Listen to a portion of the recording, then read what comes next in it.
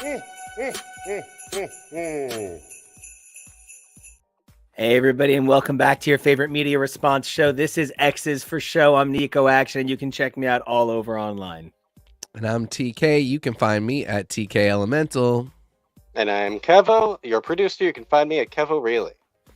And we are here to talk about what is, the cold, snowy winter tradition that we've all come to expect. And of course, I mean Canada's Snatch game. And we could simply not be talking about Canada's annual Snatch game, which I don't know how it doesn't involve curling here. It's without our very own. I don't know. He's kind of like a Sasquatch with the beard when it gets real thick. So maybe we can kind of make it that kind of the North angle. I like it. Fashion Squatch. The Wendigo. The Wendigo, yes. Our very own JoJo, who's gonna just glare at us for a minute. No. Hey JoJo, where can everybody find you? Hi, you can find me over on any social media at Peak Jonah. That's Peak. And we are here to talk about a Snatch game that, when you think about Snatch game is usually like the thing in the episode, but I'm telling you, I have been standing her for weeks. Really excited that Melinda really let all of her crazy shit out. It was like a game of Kerplunk. Somebody just pulled the right pin and all that shit came down. But I love her more than ever for it, really. And we're gonna get into it. I can't wait. But let's start with what this is supposed to be about, but won't be about. Let's talk snatches. I got an angry snatch, girls. You know what I mean? And I want to know. Big question time. What was your top snatch from this, and what was your most memorable snatch game of all time? I gotta be good or bad. For me, top from this, honestly, Pac Man. Manny Pacquiao was, I think, the funniest fucking thing. And my all-time favorite that I can think of off the top of my head, and I looked at a bunch of stuff today, is my precious goddess Shea Coulee doing Flava Flav. I think it is the best thing I've ever seen. It just cracks me up in a way very few things do. Okay. Interesting choice. It is my kind of humor. Yeah. So, Teak, what was your today top? And what?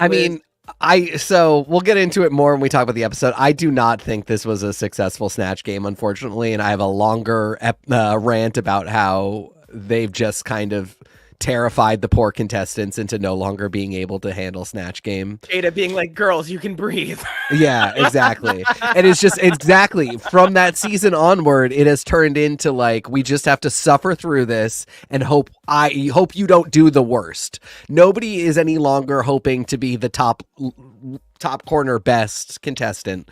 They're all just hoping to not die out there. But I want to take it back to season 5.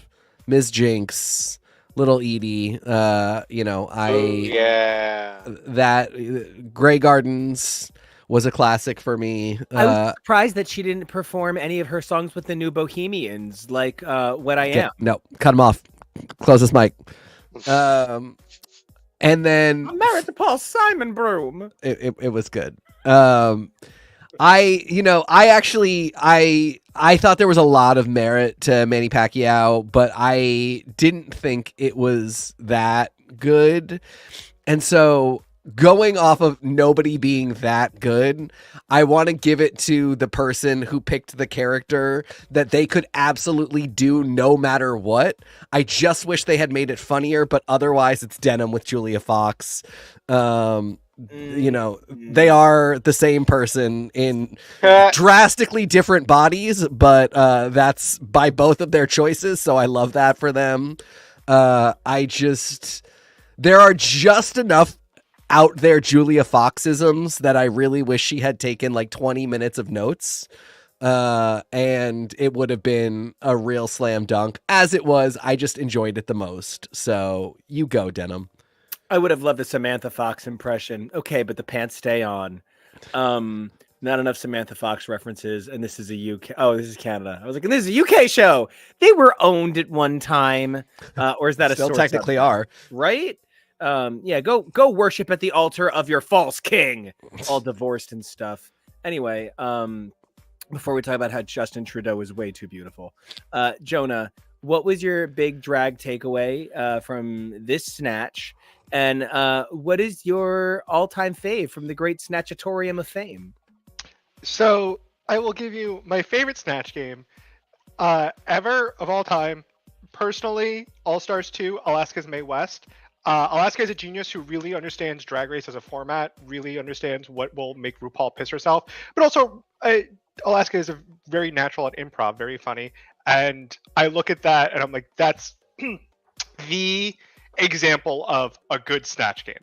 It's you pick a character that has isms, is recognizable enough with a look, and has plenty of things about them to make them you can make funny. Truly, really, Alaska is a genius. Conversely, one of my favorite least successful performances, season 5, Alyssa Edwards as Katy Perry. Perry, oh my God, comes to mind constantly as what a miss. It gave us what? Rue never. The fact that it was literally the point at which RuPaul had to be like, we can't do immunity anymore. This is ridiculous. I mean, until this upcoming season. You know how like you might love KFC even though you never quite feel quite right after you have KFC. That is my relationship with some of Alyssa Edwards' early work. I love it, and I'm going to keep going back to it. But girl, it does not sit quite right. She needs a little time to become the star that she is. Yes. Very bronze star. That one always will stick out in my mind as one of the best successful failures in terms of Snatch Game. Really, really great. From this week, I really enjoyed the Manny Pacquiao, especially more, not so much the actual jokes, the more the improv of being like, not this Jesus, like the actual more interaction. I thought that was a little bit more successful and funny in terms of the improv. But I will, because we're already going to talk about and give Melinda her flowers this week. I want to give, I enjoyed Kitten Caboodle's Jennifer Coolidge. I will say, I'm hoping nobody does Jennifer Coolidge ever again. And I only say this because we've gotten a lot of people who've done her. And I love Jennifer Coolidge. I think she's a really funny person. Oh, wow. Like the voice is really great. It already lends itself to the character, but so many people have already done it. So we got 2 here. We don't need to see it again for a while. I would only Jennifer challenge, I think nobody has done a successful Jennifer Coolidge from White Lotus. Everybody does Jennifer Coolidge from Legally Blonde and just like more broad stuff. But White Lotus Jennifer Coolidge is really specific and has a bunch of great lines that go with anything. No, it's not gonna happen. These gays are trying to kill me. Like the fact that anyway, I hope nobody what. Could we do an entire Jennifer Coolidge Snatch game? Are there enough Jennifer Coolidges? No, you could do 4, but you couldn't do more than 4. Because it would be Legally Blonde, American Pie. How many people have done it? Oh no, they're definitely. I think it has been 4 total. Yes, 4 total. We got 1 in a Down Under season. We got James Mansfield on All Stars 8, and then we got the 2 here. Amazing. Keva. Yes. So I'm debating which one I want to answer first. I think I'm going to answer my most memorable first so that my top answer can transition us into the conversation. My most memorable, my favorite, the one that my boys know that I quote the most from all the Snatch Game moments is the combination of Judy Garland and Leslie Jordan from season 7 of All Stars, because I absolutely adore May the Best Woman Win. They changed it to Drag Queen.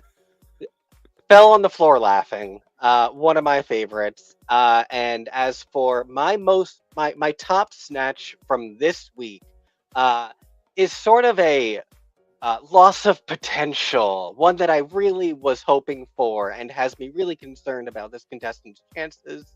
I really, really wanted better for Aurora's. I feel like there was a lot of comedy potential from the Child Emperor. And someone even makes the point of like, yeah, you've got some facts in there, but those aren't jokes. That's not funny.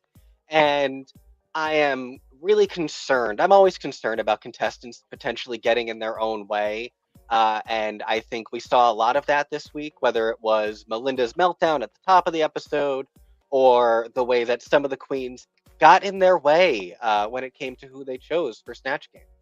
I, really agree with that. There's something that I've been thinking a lot about, like when I watch video essays on YouTube or I watch episodes of Drag Race and I watch Snatch Game. Please do not confuse reading the Wikipedia with an understanding of the character. Please do not confuse getting a bunch of facts and listing them with entertainment, because that is a little bit what we got from Elizabeth Taylor, from Aurora's Boy King. And, I did think even what threw me off a little bit about so many of the Snatch performances this week was how many of them seemed to be under duress. This did not seem joyful. And it is something that I've really thought about when I rewatch our episodes, or like when I look back at like recordings I do of my music. I look for something that TK's pointed out a few times, which is like, you look like you're happy when you do this song. And like, that's actually really important to think about. You want to do something where you're happy. I think that Venus, who won me over this week with her forgiveness in her heart for Melinda, I think Joe Exotic was horrific. I thought there wasn't a single joke there. Nope. I understand we were told that has the cadence of a joke. But it was one of the unfunniest things, and it had nothing to do with Venus. Venus did a great job trying, but it was Brooke did a rue. Brooke said, Fran or Joe Exotic. I like Joe Exotic. And like, oh, okay, I'll do that one. But that is on Venus, and I really, when we rewatched this episode, immediately Venus is like, yeah, there's more meat in Joe.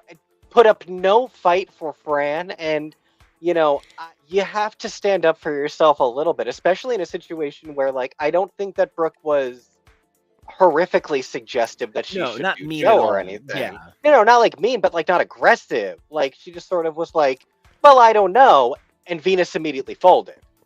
I mean, I also think Canada hosts in general are a lot more helpful and suggestive, and like the vibe is very much, I mean, like the vibe for Drag Race is always you do what RuPaul says. And I've noticed as time has gone on with Canada, even though they're still trying to sell the fantasy of Brooklyn as the RuPaul of Canada, it's been much more like Canada judges are the more loving form of tough love, the softer form of therapy.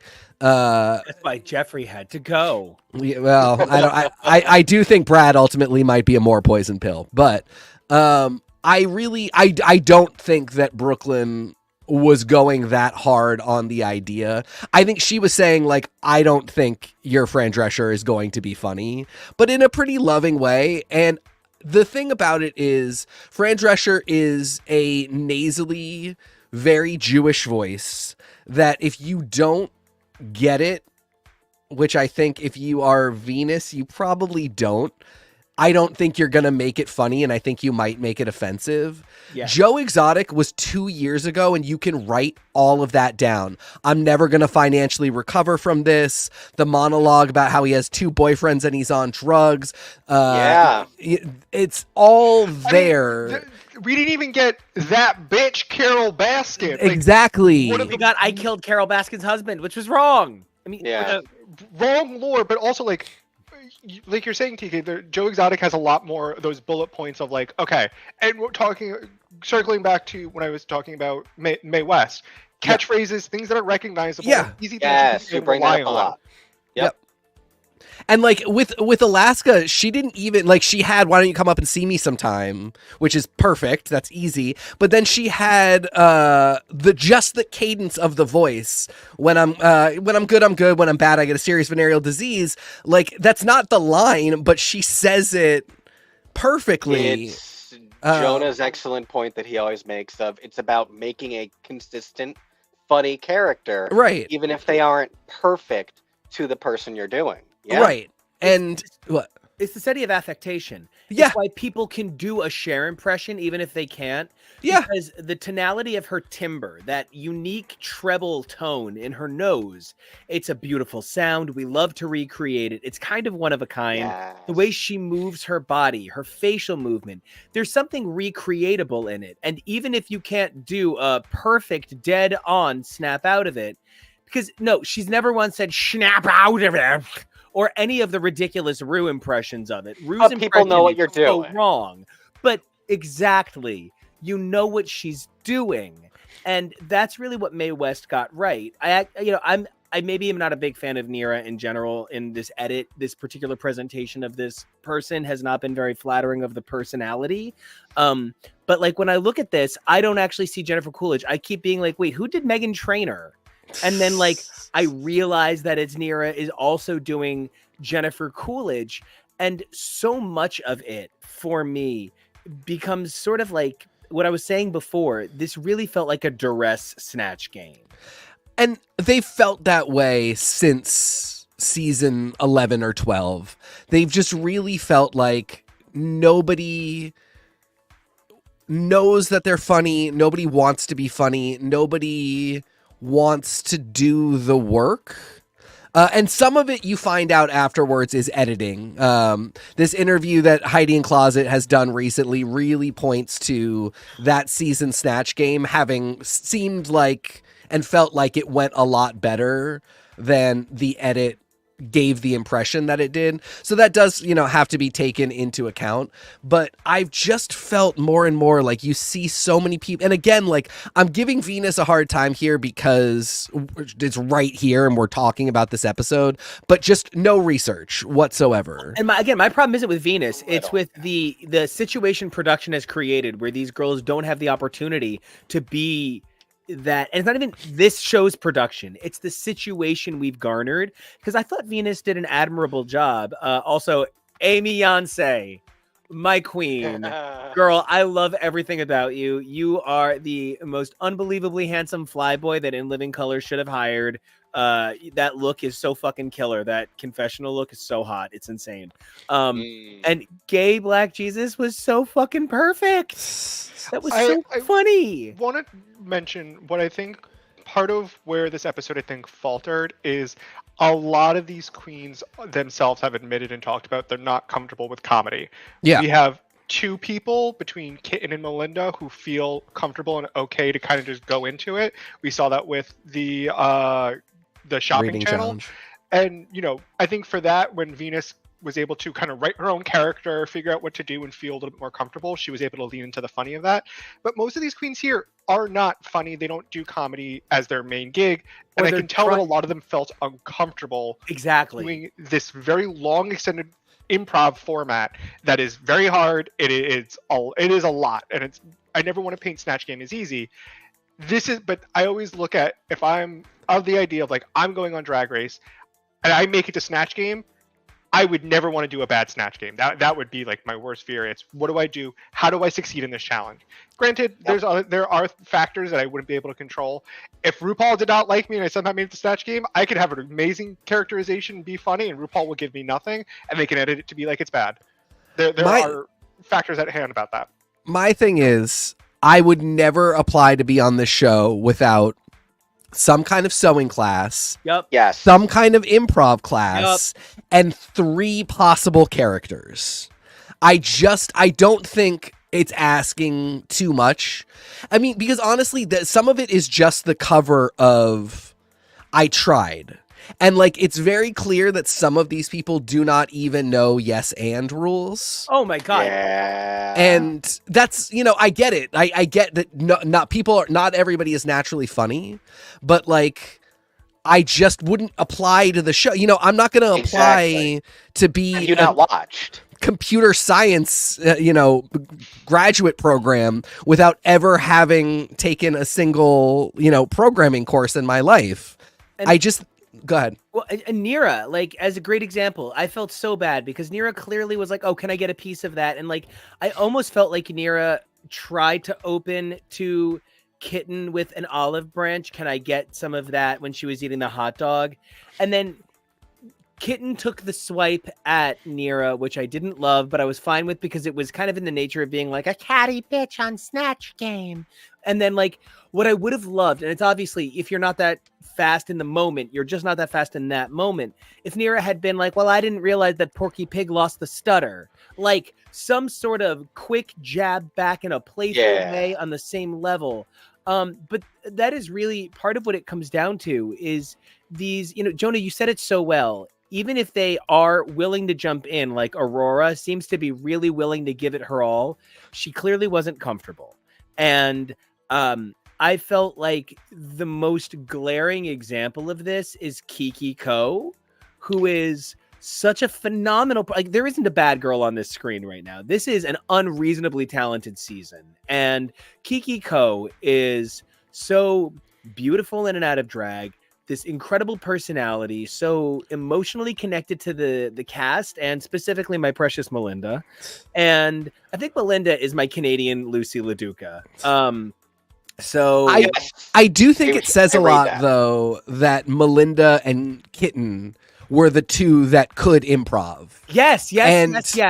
Because I do think part of it is age, and it's a thing that frustrates me about Drag Race is there really is a sort of, well, I'm young and hot. Why would I need to be good at the challenge? Yeah, exactly. And it's why I'm a little bit bitch slappy of Kiki Ko, because Kiki is not young either.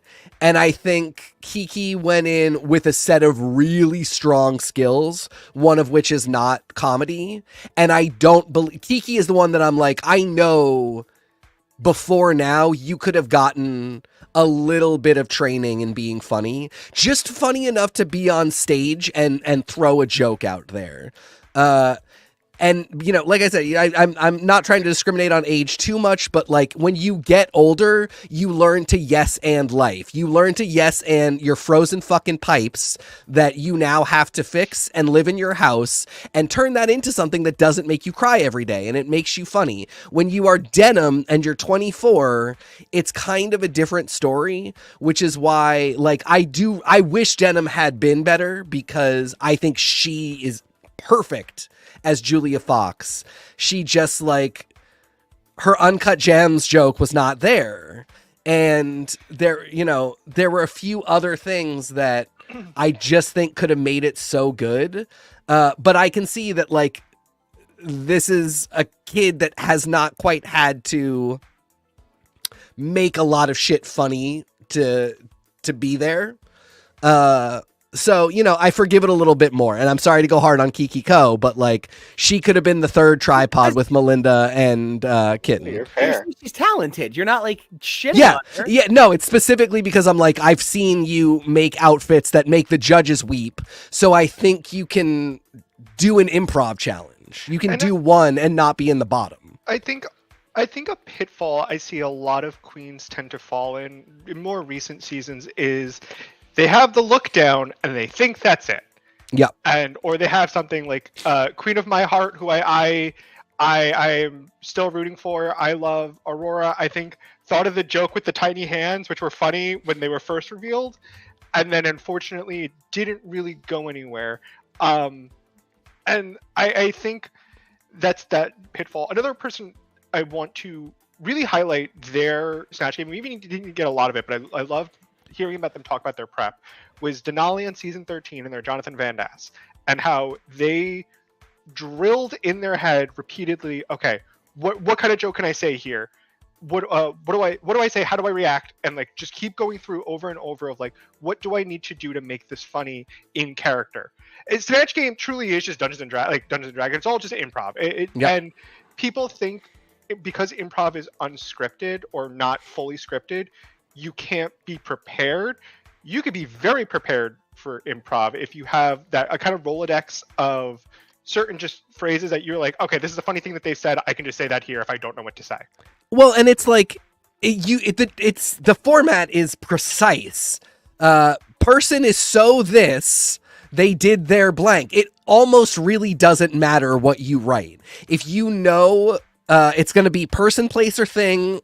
It's going to be verb, adjective, or noun. So, like, all you need to do is have one that is associated with your character that's a joke. It's not like a full-on improv challenge where you discover when you get there that they've decided that you're in a basketball arena, but you're all ice skaters and there's pie on the floor. Like, there are Okay, do that acting challenge. Write that down.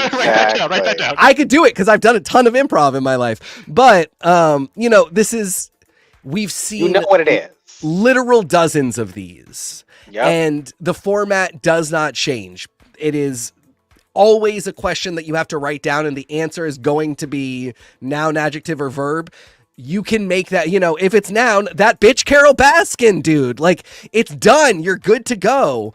I would even challenge barely changed, if ever, because they've done the dating game version, but that is literally still the same exact. Yep. You need a celebrity impersonation ready to go. And you know that you need that. And the number of girls that don't have it prepared is sometimes shocking. And that's even a thing for me lately. Like, it doesn't have to be that you're me, right? But like a long time ago, I realized that if you're a big Cher impersonator and you're like, oh, great. You've got the long wig. If you just crimp that shit up, if somebody already has Cher, you just go ahead and you be Eddie Vedder.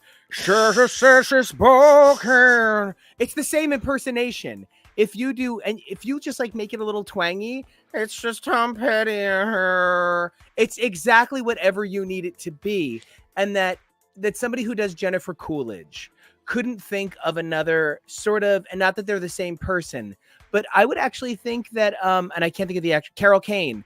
I think that somebody who could do Jennifer Coolidge might be able to play well into that Carol Kane kind of voice. I mean, this also looks like Madonna to me. Which I think would be tough to do, I will admit, but like, that people don't like. If I'm Nira, if I'm Nira, I'm looking at the idea of Kitten doing the same character and thinking, I will look worse. So this battle of wills to be like, well, I don't have a second, so I'm not going to change. I don't think that was super cool. Like, I wasn't like, damn, Nira, you did it. Because I'm like, you're a stupid strategist. Well, for one thing, I'm younger. That was the hysterical thing. She goes up to Brooklyn, and Brooklyn's like, what do you bring to it? And she goes, well, for one thing, I'm younger. Right. And she's older. And Nira, again, immediately folds and is like, I don't know. Yep. Then why did you keep doing it? And then when they talked about doing a generational Jennifer Coolidge, I had been looking forward to like a White Lotus and a Stifler's mom. Yeah, that would have been amazing. And Nira does not know who Stifler's mom is, and I think that is very funny. Okay, but who I think she should have done is a Cinderella story. Yeah. Want a cookie? She probably could have known that. Absolutely. I believe she knows that one. And that would have, again, been generational. That was 20 years ago. And I that's why I'm kind of like, we got to forgive the Canada judges a little bit, because the idea that they were like, I think this could be good. I think, rather than being like, is that smart to be doing the same character as somebody else? They are very nurturing in a way that RuPaul is not. And I thought that moment of being like, okay, this could really work. You guys could do a generational Jennifer Coolidge. I don't know if they could see that it was clearly going to be a disaster for one of them. What? Oh, no, I'm just making sure that I don't accidentally talk over Jonah.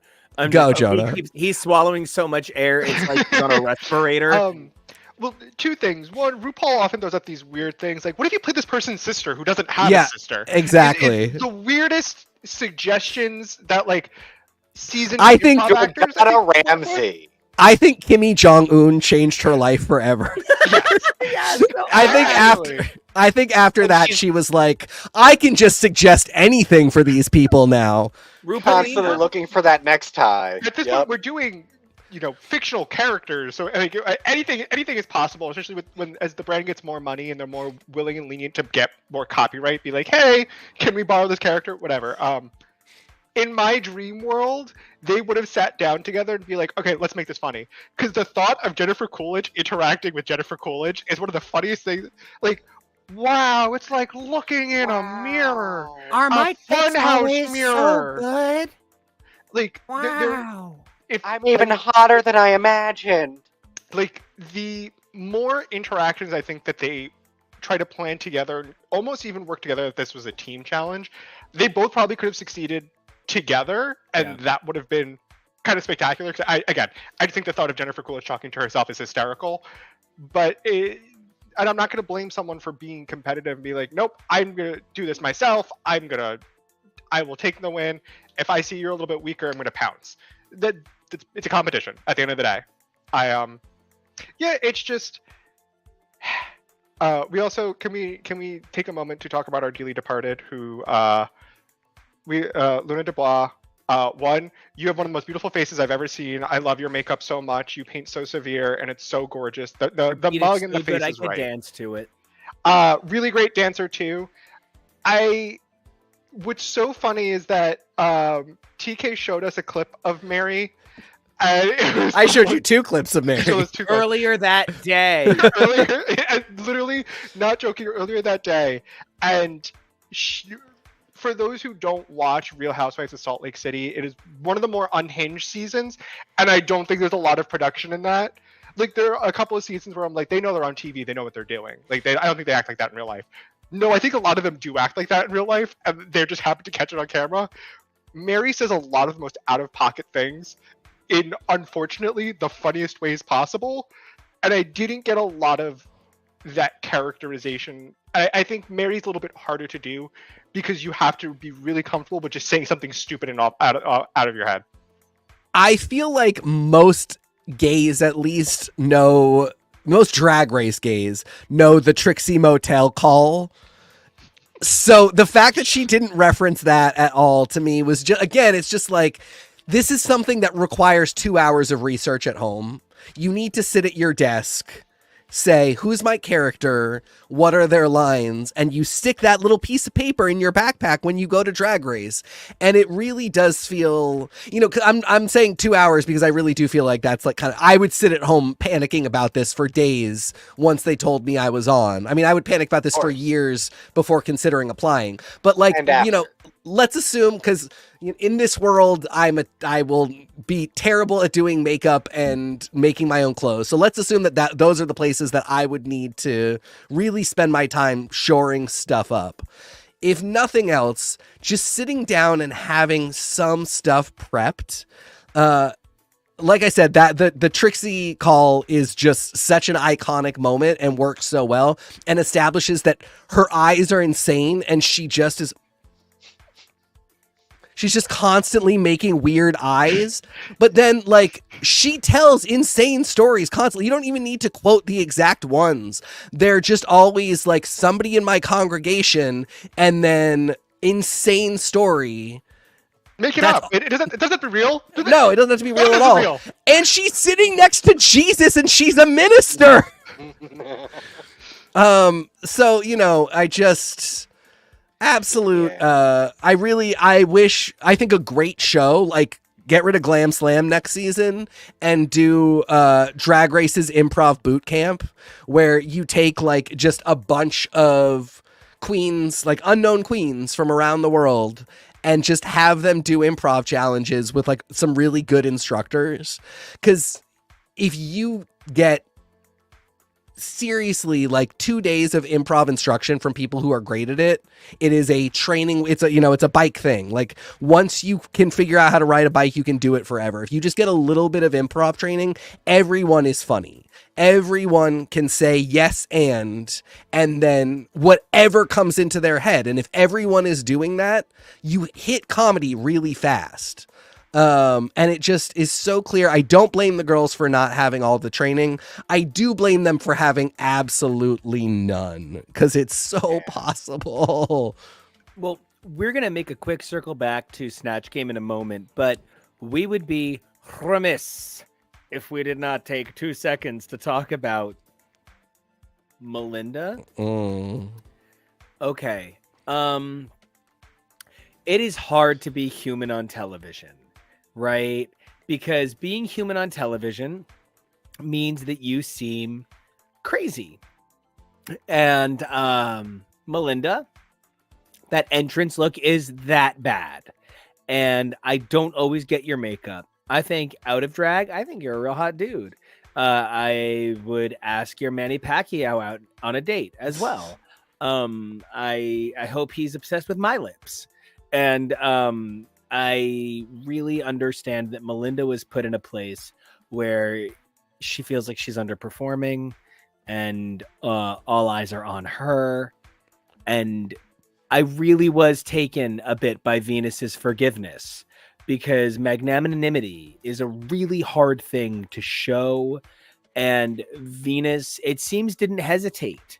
I am also very famous for, when I get angry, having trouble verbalizing my rage and screaming the word yo or the word what 3 or 4 times. When I get angry, I just sort of shout a shut the fuck up word. And I really connected with Venus just going, whoa, whoa, like the just trying to stop it via screaming. There was humanity that I really respected, and I would just love to get everybody's take on that intensity.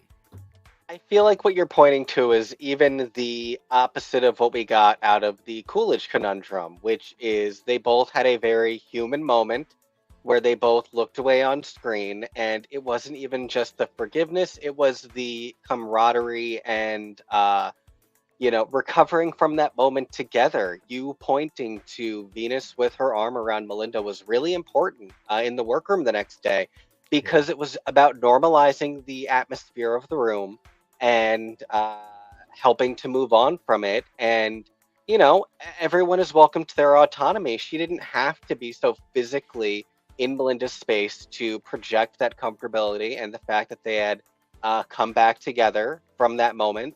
But they worked together to recover the show from that moment, and it was really important. And it's exactly the kind of thing that we always say that we want to see from these performers. Absolutely. And I'll give the funny favorite moment was the editors putting in 43 minutes ago, literally the actual time. And then Luna being like, well, that was a quick turnaround. Fuck! Beautiful, and it beautiful happens, editing. But feel free to clock it by all means. Beautiful editing. Shout out to the editing team for that one. That was really great.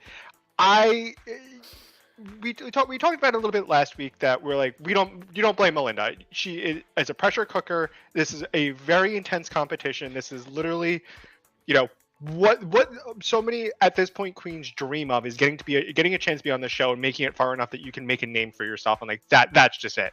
Because not every Drag Race girl's journey is going to be the same. And she just had a very human reaction of being really upset, really in her head.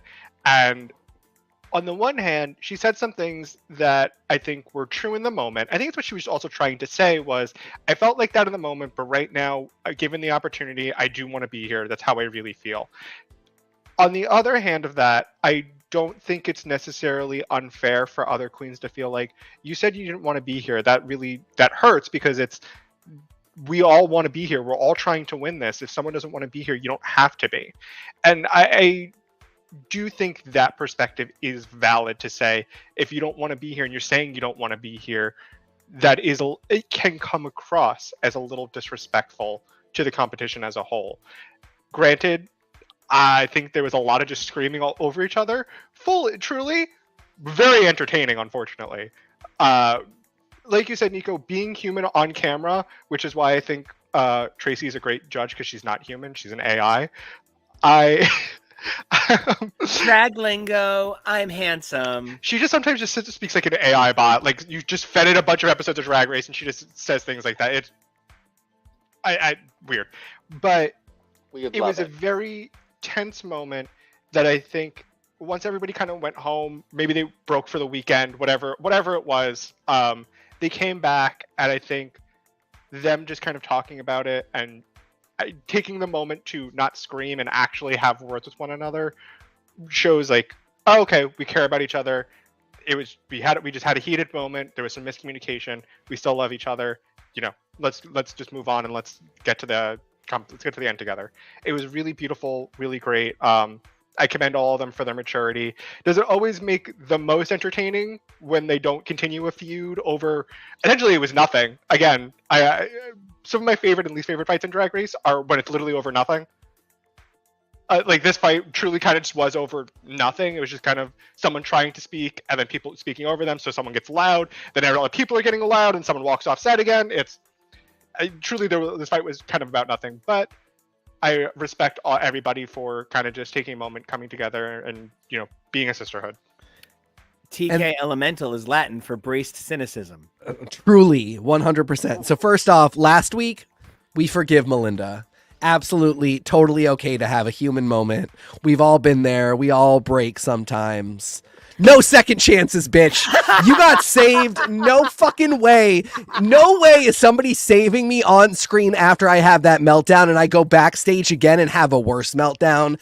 Absolutely not. At 44, no fucking way am I letting that happen. 2, I feel like I'm the most American person, period, and then the most American person in this panel, because like the British Drag Race queens barely have any fights at all. The Canadian ones, they'll fight, but then they solve it really fast, and both things annoy the shit out of me. Fuck no, this is a scorched earth moment. If I'm Kiki Ko, I look Melinda directly in the eye and say, God damn, do I regret my fucking decision. I will never help you again. And frankly, if I were tie it back with the return save. Well, but that whole situation only works because everybody was so forgiving of the second meltdown. And I feel like, I would not have been, and then she would not have saved me. And I do want to talk about the second save, or the save of Kiki Ko, because I do think that's a good moment. But if I'm Venus, absolutely the fuck not am I forgiving Melinda. Basically, if I'm anybody there, I'm not forgiving Melinda. And frankly, I would have thrown this whole thing out the door anyway, because I want to get back to Nira and Amy Yonsei, who I wish had not made up. Again, that was such a Canada moment where like that fight could have been like actually physical, and instead they're just like, and I just want to say I'm sorry, and she, they're both sorry, and it's all fine. Hell no, we take this to our graves. Gia Gunn and Pheromone, who love each other just fine. It's to our television graves. It's not to our real life graves. None of these are real. It's not Vin These aren't Diesel real and The Rock. people. Exactly. But that Melinda had the second breakdown, that's a nah for me, dog. It's not okay.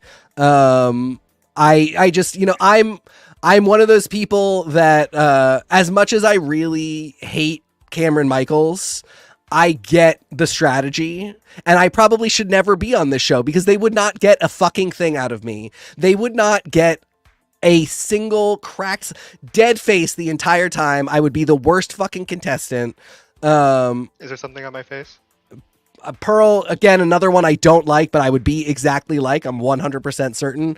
But no way are you getting me to scream like that in that context. I'm clearly doing it here. But it's just... No, it's not. I don't like it. Go back and rewatch and see if it's a second breakdown or if it is technically one rolling breakdown. Yeah, do we consider it? Yeah. No, I mean she's on stage. They fully leave the workroom. Kiki saves her, and they go back, and she's still not prepared to hear. Because that's the other thing is like, if I'm her, the minute I'm saved, I'm just like, I am the sorriest a person has ever been, because that's embarrassing to me. Like the idea that you said all that shit and somebody had so much grace that when you said to them, don't help me, there are two other people who are like, please desperately help me. Although they were kind of like, we want to fight. No, they both near it. They were like, no, don't save me. I want to take her out. Yeah, it's true. But like either way,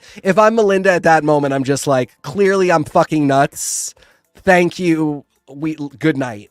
And that she could not even hear people. Like sometimes you have to take your lumps. Sometimes when you get blackout drunk on a Friday night and cause a scene, and the next morning all of your friends are like, dude, you can get a little fucking out of control. If you are the friend that is like, you can get a little fucking out of control, you're a shitty friend. No, Saturday morning, you have to be like, I know I am a complete and total hot mess. Wait, hold on. Cut the music. Wait, everybody cut the music. Horrible fake out. Fuck that fake out. But anyway, go ahead. After going backstage isn't the next morning. In the workroom with their arms around each other. 43 minutes later, they clocked it. That's not the next morning. I That's know. more of the same, Ben. Yeah, I'm Even agreeing still, 43 It's minutes still is all a I lot. need. The minute Kiki saved me, I'm out. Composure What's given. actually shocking out of all of that is that it's only 43 minutes. You would have thought it'd been like 2 or 3 hours. Hours That's of usually production. Yeah.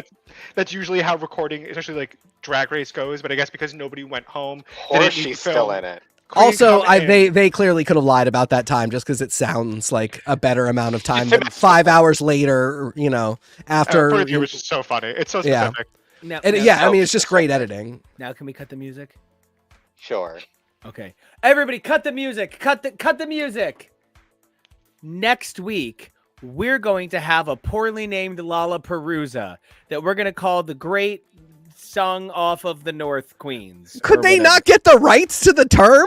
I think they just didn't want to call it Lollapalooza. Yeah, because she's not there or anything. Yeah, so it's Don't get their hopes up. I actually wrote it down in the And- script. It's something like the Great Canadian Lip Sync Extravaganza. sync. Well, it's hilarious because they already used Playoff, thank you. they already used Oshiaga for 2 challenges ago, which was really stupid if they knew they were doing. Oh, and by the way, this takes us back to last week because last week I was like, that was not a double save win. They knew that this was coming up and that they were doing a double elim. So that is why they got that double save in when it absolutely did not need to be there. This is so dumb, but I also think Denim would do an amazing Anthony Kiedis. Who would be phenomenal. And this was actually something I was thinking about with this Snatch game. Anthony Kiedis been a guest judge? No. What a fucking loss. He would make such a good dragged out dude. And it was something I was really thinking about this episode. I remember when Kennedy Davenport did Little Richard. Oh It my was god, like- so good. Well, but at the time it was like, you absolutely cannot do a man.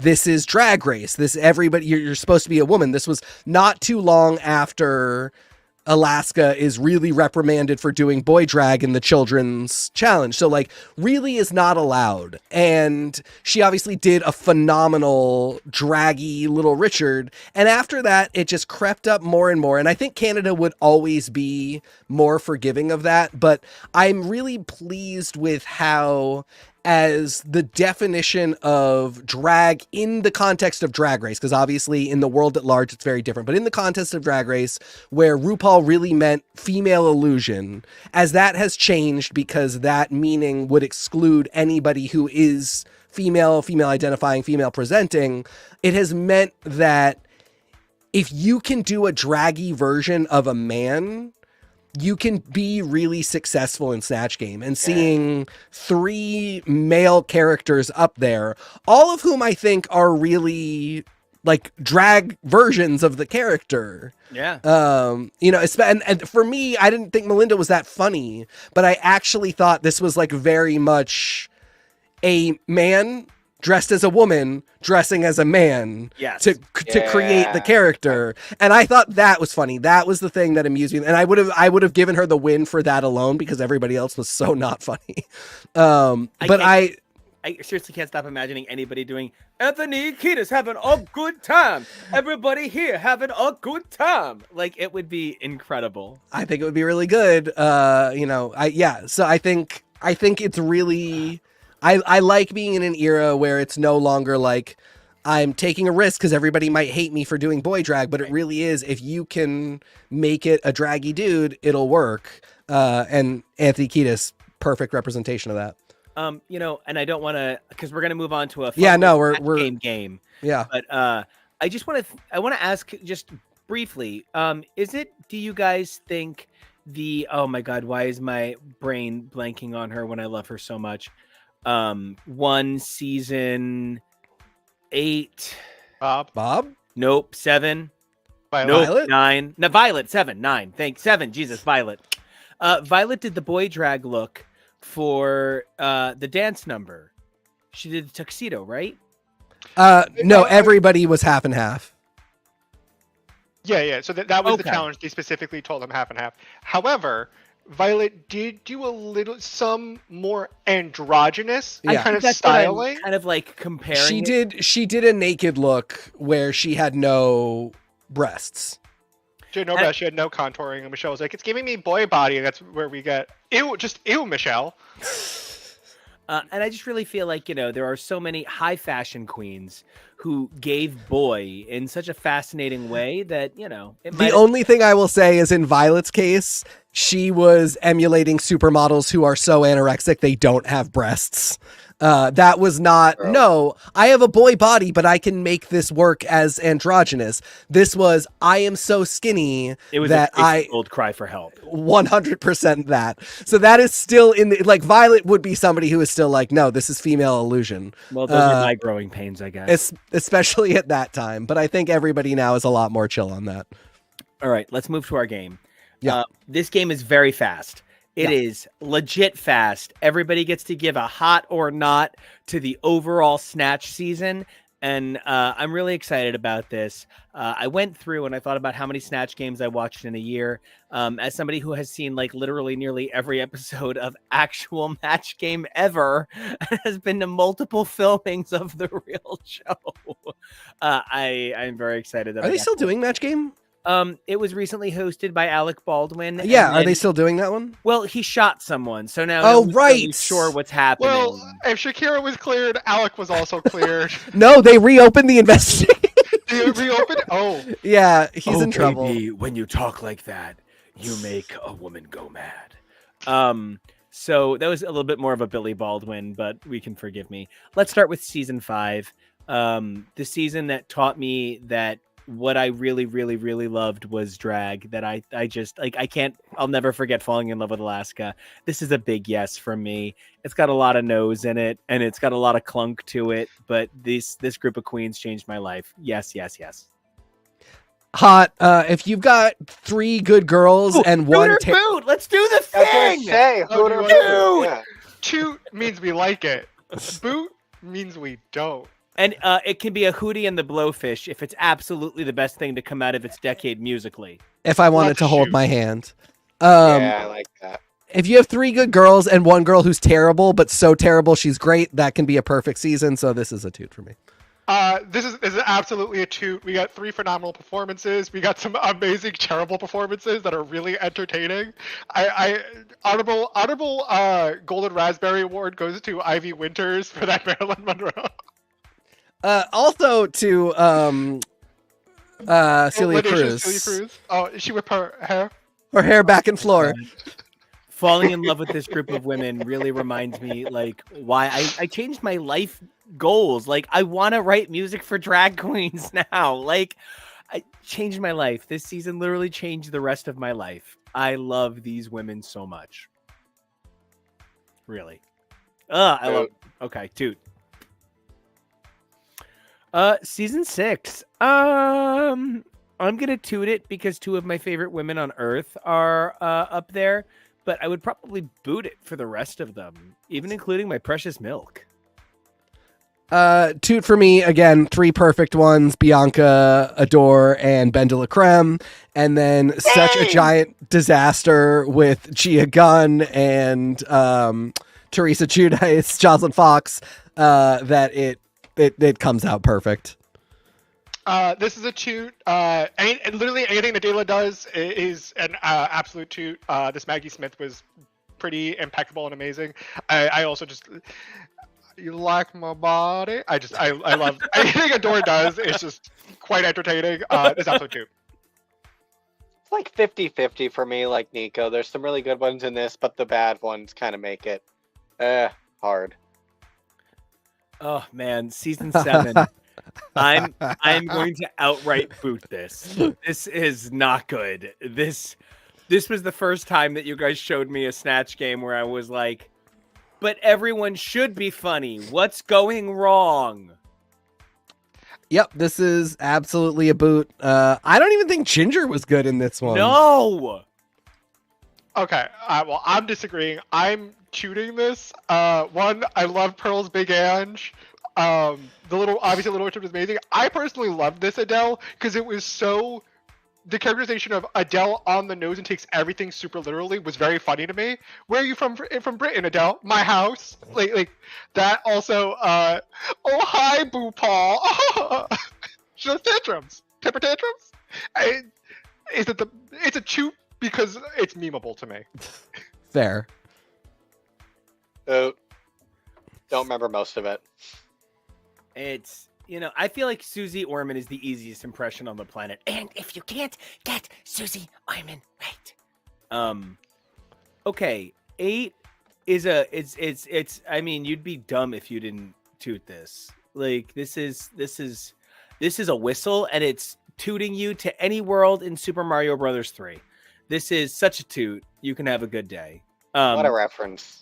Specifically, Bob is the whole show, and I famously hate Derek. So,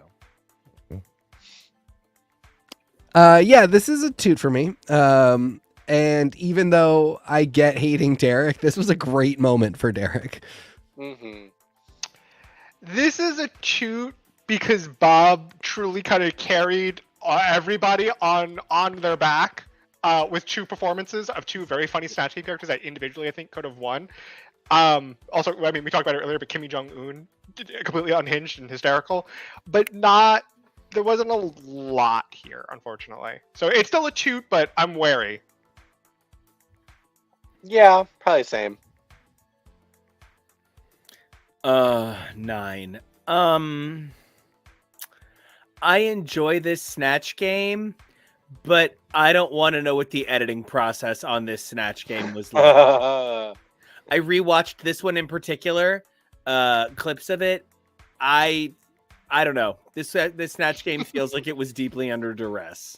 We love you, Cuckoo. What is she doing? My rule, like I said earlier, I'm giving an oot to this one. All you need is 3 funny girls, and from there, if you have So Good It's Bad, it enhances things. But we had Amanda Lepore, Marlene Dietrich, and Liza, so we were pretty much good.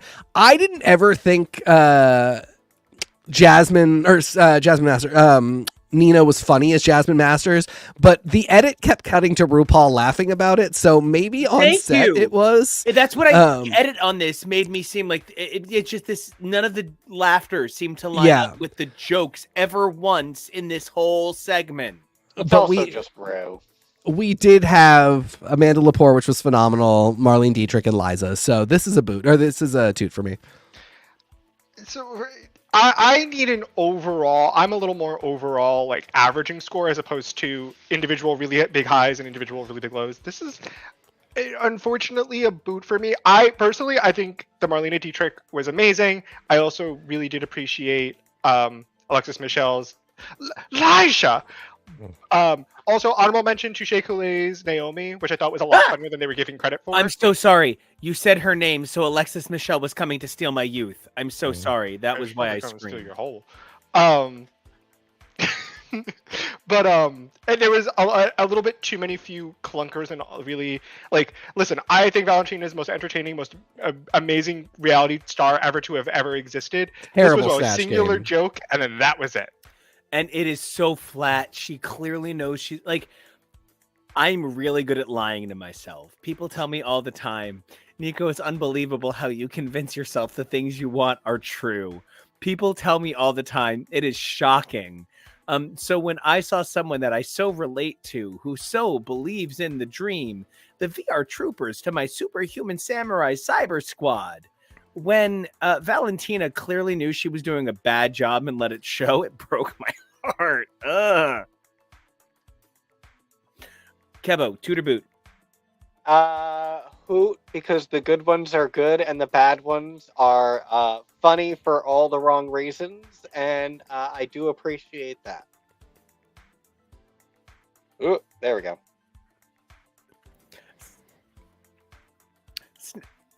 Snatch Game season 10. So I love season 10 a lot. Season 10 is really funny in a lot of the most unintentional ways. I don't love this Snatch Game. It's funny because they let one of my least favorite queens scream over everyone else. But Maya Angelou is Why the Caged Bird Laughs. And so this one's, I'm going to give it a toot, but I am not the world's biggest Eureka fan. Oh my God, are her fans not like Eurefreakas? Because that would be so cute.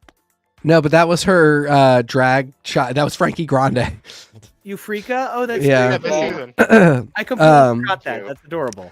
This is a boot for me. I hated this. I didn't think Aquaria was funny as Melania. No.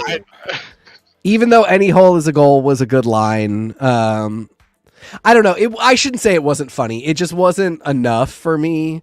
And then Maya Angelou was definitely funny, but just overall, it was not enough. And God, Asia O'Hara and the Vixen were terrible. Anyway, yeah, this is an absolute boot for me. And my goddess Raja was not who I wanted her to You mean be. Mo? Mo, oh my God, thank you. Mo was not my goddess. Mo, thank you. They're such beautiful. No, Mo was not funny at all. No, and that's even Raja has had a number of awkward performances as well. I have Raja on the brain, having seen her out of drag in Canada this season. I have Raja on the brain full time. It was so exciting to see her. So my apologies, but the incredible Mo, whose brown cow stunning gif I use 24/7. This was not good Mo. And I genuinely think Maxine Waters gives real good memeability.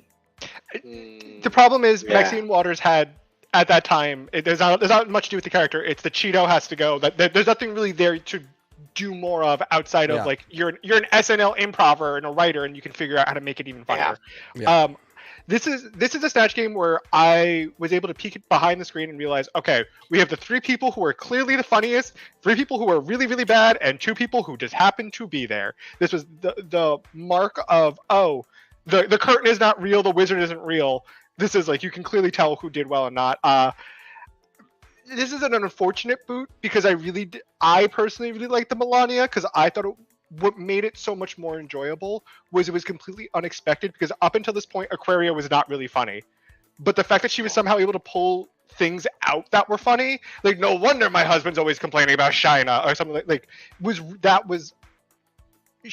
this is where I think she actually won the season, where she proved that she's able to go with the flow and like ball and volley. I think this is where she won. It's unfortunately a boot because I feel bad because I love them both, but the Asia and Vixen, it was really bad and uncomfortable. I just realized that my favorite thing that Aquaria ever did is a lip sync because it is the slow song video. It's ironically technically a lip sync, isn't it? Well, she doesn't really lip sync it. She's just dancing in it. And like kind of walks to it really she's the aggressively. She's just closing up that store and then going to the club, but she doesn't really lip sync. She's like Sheena Easton. Her baby gets on Her the baby, train. yes. He works from 9 to 5. He literally he's on just the train. describing somebody's He work comes day. home. I Oh love my that God. song. I am too. devastated that Sheila E's new job, the band leader on Loteria Loco, is cut short because she is my everything. What a bummer that show was canceled. They already canceled it? Yeah, I don't want to talk about it. All right. The final You air brought it up. episode is the holiday episode.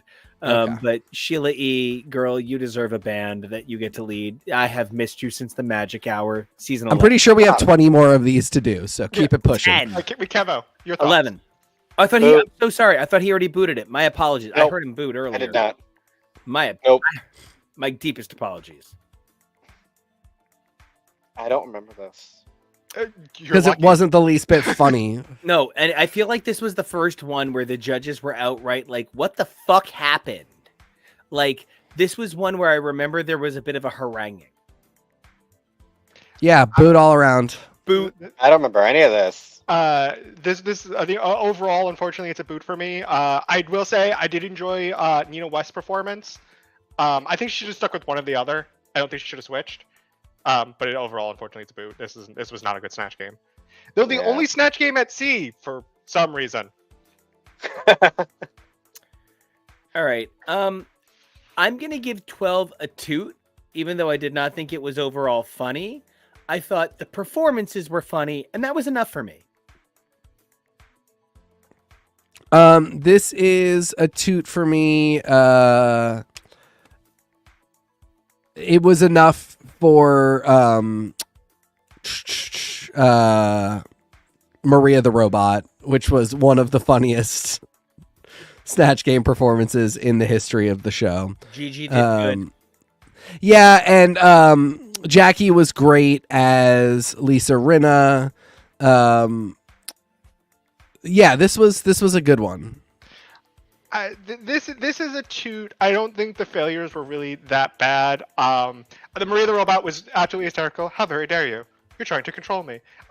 Really good. Again, it did start the storyline of, oh, the ball winner's also going to win Snatch Game. The who would have thought the fashion queen was actually funny this entire time? Ha ha. I'm tired of that storyline, but Gigi did really good. My personal favorite for this was Jackie Hux's Lisa Rana. Don't you dare talk about my husband, Harry Hamlin. I thought it was just a great performance overall. So it's toot, but Can I do my Lisa Rinna impression real quick? Okay, ready? No, you can't. You're a bad. That's how I do it too. Nico, your Lisa Rinna was. Oh, hold on. We're coming down to your Melrose Place. You're safe. I said you can't do it. All right, great. Kevo, do you toot? Do you boot? How do you feel about Snatch Game season 12? Soft toot, probably, if only because it's a nice recovery from the season before. I really get what you mean in terms of like Age. sometimes you're like, at least it wasn't that bad. I actually need to say I think 13 is a total toot, and I don't know if it's that we didn't have a great time with 11 and 12, but I can pretty clearly remember almost every performance. This season is such personalities. There are too many humongous personalities in this season in the first place, but they all worked so beautifully together on Snatch Game. This is a really memorable, positive toot episode. This is a toot for me as well, although I think there were some staggeringly bad performances as well. I'm looking at you, Rue McClanahan. And unfortunately, Bob Ross too. But, we did have the incredible Harriet Tubman, Paris Hilton, amazing, Mary Queen of Scots, Jonathan Van Ness, and then these two in the front didn't bomb, but... Were they told to speak very little, and when they spoke to make it specifically unfunny? No, I mean, I really do think Candy had not figured out what is funny about herself yet. And then unfortunate showing from a queen who goes on to be one of the funniest things that RuPaul But that's why you have an all-stars career. Candy has done great for herself and figured out what makes her funny. Olivia spends the first 4 episodes of the show being like, I got into drag a year ago. So it's not really super surprising that she's not funny. It's more, they set such a precedent with Valentina being like, I'm the greatest drag queen in the history of the world, and I've only been doing this for 2 months, that anytime anybody comes in and seems inexperienced because of the physical amount of time they have been doing it is small, it just always seems really bad. Okay, but the reality is that Valentina actually has been doing drag her entire life because she's from the red universe and she's come into the blue universe to replace the other Valentina. It's true. Who tragically died. So it is a very she's doing sane, stable person drag poorly. My God, this RuPaul's Fringe race is my new favorite thing. Kevo, talk to me about your feelings on Drag Race Season 13 Snatch Game. Has Candy done a second Snatch Game? I can't remember. Yes. Yeah, Season 8 All-Stars. Okay, so we'll get to that one, and I'll talk about that later then. Overall toot, but again, not a very high one, because like TK pointed out, this corner is kind of an anchor. The other corner is kind of an anchor, so then what does that tell you? I didn't get a chance to talk about. Go ahead. This for me, absolute toot. So go now. Let me talk, Jonah. Nobody's literally. You have the floor. Absolute toot. Mix Paris Hilton was insanely good. Again, storyline I didn't like from the last season, but here, because the impersonation was so good and so funny, I'm forgiving it. Forgive a lot of this Mick storyline. I love Mick. I also really like Harry Tubman, Mary Queen of Scots. Like there were some really good, like really big hits with this cast, and really, really, really bad misses. But for me, Utica's Bob Ross wraps around to entertaining for the complete wrong reasons because it was so bad. Yes. But it was Absolutely. memorable, and that's all we care about. Absolutely. Just like her roast. You know, one time I took like 6-hour drive up to Ithaca College, and I just kept thinking to myself, it's got to almost be over, right? Like, it has to nearly be over, right? And that is how I actually wind up feeling about some of these Snatch games, where it is like, it won't end. And I did maybe feel that way a little bit about 11 and 12. One of the things that I thought that was interesting about 14 was I kind of hated watching it. I genuinely think this is a pretty painful Snatch game to experience. On the whole, I do like reflecting on it. I think a lot of these performances are stupid good, but they are literally the kind of stupid where Michelle Visage turns to RuPaul and says, "You're an idiot." This gets a toot for me because I don't think you can boot it if you have a dumb fart joke kind of sense of humor. That is this Snatch game. It is a long car ride, but when you look back on it, there's some good laughs. This was another one that was recently mentioned, and maybe it was by Jasmine. I kind of crossed it with the Heidi one, but somebody else recently mentioned that this was actually very successful, and they edited it to seem really bad. They said that Willow was really funny, and RuPaul was cracking up. And I'm not misremembering, though. They do treat it like this is the bubonic plague, right? Yeah, they all walk out of it going, we were all terrible. We might all be going home. What is Willow again? She's Drew Barrymore. That's what I thought. It's my Drew Barrymore impression. Yeah. I wake up at 6:60 every morning. I'm like, it's so exciting. Okay. Like, I don't know how many of you grew up being famous with like famous director fathers, but like it was really exciting being in the first scene of Scream. The person that I hate the most in this season and will never forgive, even though I actually like her more than most people do, and I liked her on her season, is Daya. Really? Diabetes? You hate her that much? She starts off on the worst possible note, because she screams Aussie, Aussie, Aussie, oi, oi, oi, which is an Australian football chant having nothing to do with Ozzy Osbourne, who never says that, which is something that takes less than 5 minutes of Googling to figure out. Wait, so I don't know. Think her Ozzy Osbourne impression went off the rails on a crazy train? I hate you. Impression. It makes me so angry because it just makes me rage. So anyway, I give this one a boot because it isn't good, but I'm bummed that it might have actually been good and we never got to see that. So this is a boot, but I don't. Tinfoil hat time, crackpot theory. They truly wanted an excuse for the Lollapalooza, be like, you're all on the bottom. Yes. And there's a lot of magic in editing. Yep. Deja did great, and they kind of just needed like an even number. Oh, wait, 1, 2, 3, 4, 5. No, they didn't need an even number. Because they did it with 7. They later do it with 8. But no, I truly, even while watching in the way they edited, it wasn't as bad as they were trying to make it out to be. Like, this is the worst Snatch game in history of ever. We're like, this is so terrible. No, it's just really ironic and funny because this season had a lot of non-eliminations, and they were like, we're just so good, they're never going to send us home. We're always going to be here forever to the finale. And then they all have a bad challenge, and they all do bad. No, it's still a boot because the clunkers here for me were a little just way too unfunny. I feel really bad. I know they're really talented at what they do. It's what they're trying to sell is not what I'm buying.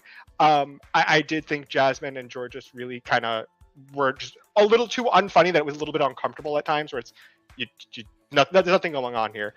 But I don't think the rest of the cast was so bad that there's warranted everybody in the bottom and everybody's up for elimination outside of Deja. So boot, because it's not the best snatch. It's not really like a good snatch game, but it's nowhere near what they were trying to make it out to be.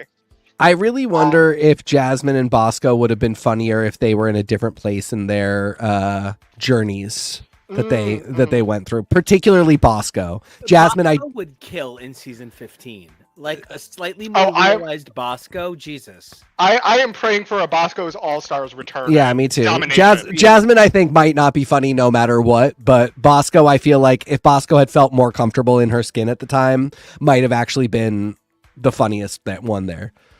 Not that I feel like this would be fair, but I think if we found out that ultimately Sugar and Spice had been competing as one person and Bosco had been the additional castmate, I think that would have been a really fucked good season. Okay.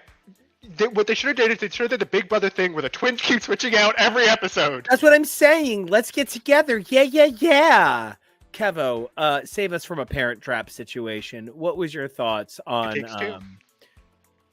RuPaul? RuPaul, Jesus Christ. On season 14. I looked at the wrong part of the logo. I was ready to make some sort of, are you a Lindsay Lohan or are you a more Miss Bliss kind of guy? And I botched the joke, so let's You can just say, what do you think? It's okay. No, I always have to be on or people won't like No.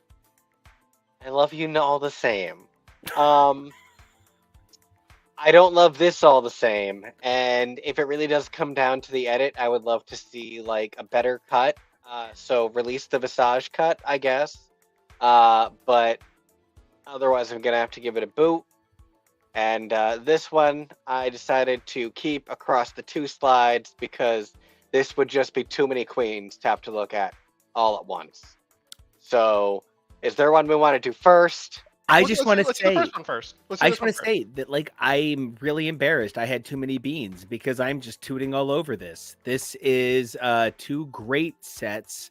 I love everything about this, even though it's kind of like not perfect. I'm going to toot this particular cast. I think if we're going by TK's rules, we have an excellent performance from Mistress. We have a really fun performance, I think, from Lux. And we have an admirable performance from Selena Estides that makes this a really fun page. I'll boot it. You're gonna boot it. Go for it. Sorry. I'll toot it. Sorry. So that's a reboot. Got it. That's the retoot. It's a retoot. That's the double toot. I like Gorgina. I did like Rosie O'Donnell. I think I just really didn't vibe with Marcia, but I think this was probably good. I think I'm the problem here, not Marcia. I did not think Amanda Lepore was great. And it's a tough performance to do, but that's okay. I did think Selena Estides was good. Oh God, Robin, poor Robin, not good. Saucy Santana, Saucy Santana also wasn't good, but that's okay. That's enough for this to get a toot. This is a toot overall. Nobody here was like horrendously bad. I think some people like. I think Robin just felt. I think Robin's just a little bit more of a quiet person, and that doesn't always lend yourself to the best advantage in Snatch Game. So I can tell that she was just a little uneasy with the performance. Everybody here was, mostly fine. I enjoyed Mistress. Gorgina was funny because she couldn't keep the accent, and that became funny. I will say I love Miss Estides. Truly one of the most entertaining people, charming people. This was an example of trying to just do too much at once, like just throwing like whatever sticks. I think that can be a tactic at some points. This probably wasn't the best place to do that. But it wasn't. Nobody here was bad. I don't think anybody here was really bad. I agree, and I think that definitely also a toot from me. I think it is a toot overall from both of these sets for this season. So really, it's a matter of between the two of them, which is the bigger toot. Toot and boot between this season, intra-season, as it were. I'm not sure, because this one I feel like had higher highs and lower lows. Yes. I want to make one other comment about this particular group of girls that makes it different from the other group of girls. This group felt a little bit more at home with improv, and that really set this group apart.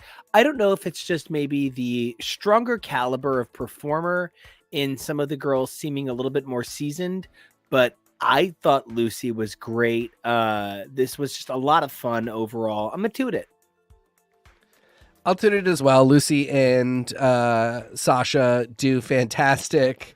Jax as the Mona Lisa, it's just a funny visual. She was not actually that funny. Sugar and Spice are so bad. No one will ever be able to stop thinking about it. I don't even think they were so bad they were good. It's like a mystery that it's a fractal. I get lost in how bad they are, and there's like a new level of bad every time I drill down further. But I would definitely watch the Sugar and Spice Carnal Media video. Oh God, not me. No, thank you. No, sir. Tan Mom, Amethyst's whole shtick just like wasn't quite ready for prime time, but I think there's something there. And then, I don't care about that last one. Yeah, exactly. No, I'm just gonna agree with everybody's sentiments. The highs were really high. Lucy LaDuca's Joan Rivers, probably one of the best Snatch games we've had in a while. I would love to see Lucy and Jimbo do dueling. Yeah, put them on the same panel as Joan Rivers. I would love it. Similar to Utica, Sugar and Spice had the honor of one of the most memorable Snatch games for the complete wrong reasons. It does not wrap around to being good. Was it entertaining? Yeah. Debatable. It was certainly memorable and impression. And if you say season 15 Snatch game, you'll think of Joan Rivers and you will think of True. It is the Scott's Tots of Snatch game. Oh my gosh. God. Moving on from there. On to the All-Stars. This is just like too many incredible women. I am in awe of this panel. I only wish that I had respected and understood how great every woman was when I first watched this. Toot for the caliber of women. Toot for the performances, and toot for the good time. All-Stars Season 2 might be one of the best things that ever happened to Drag Race. Toot and props to Ginger, Alaska, Katya, and Alyssa for just phenomenal performances. And of course, to Roxy Andrews for a performance that is so bad, it is good. It is nearly her read you, wrote you verse in terms of so bad it's good. If she went to Red Lobster, they would let her pay with it. It is the most entertaining form of bad. It is so ill-advised. The minute she comes on screen, you can see what a terrible disaster of a choice this is. And it just keeps getting worse. And my smile just gets bigger and bigger. The only disappointment for me is that I know Tatiana is funny, and her Brittany in season 2 is amazing. It's the first Snatch game, and she does. It's the first Snatch game winner. Not to spoil it for you too. Exactly. She does the best character. Exactly. And so it was a bummer that I think that just ships crossing in the night. She just missed this Ariana, but I feel like she had it somehow. It was in there and it just didn't happen that night, but I would have loved to have seen her nail it. I agree. I mean, I talked about Alaska's Mae West. I think it's one of the perfect performances for Snatch game. Literally like textbook. Like if you were going on Drag Race and you're like, I'm going to make it a Snatch game, study Alaska's Mae West and do what she does, because it's literally textbook perfect. I also really love Katya's Bjork. I thought that was really good. I could also agree with the shout out to the Tammy Faye. I thought was very funny. Alyssa Edwards as Joan Crawford, as Alyssa Edwards, as Faye Dunaway, as Alyssa Edwards was truly just mind-blowingly meta good.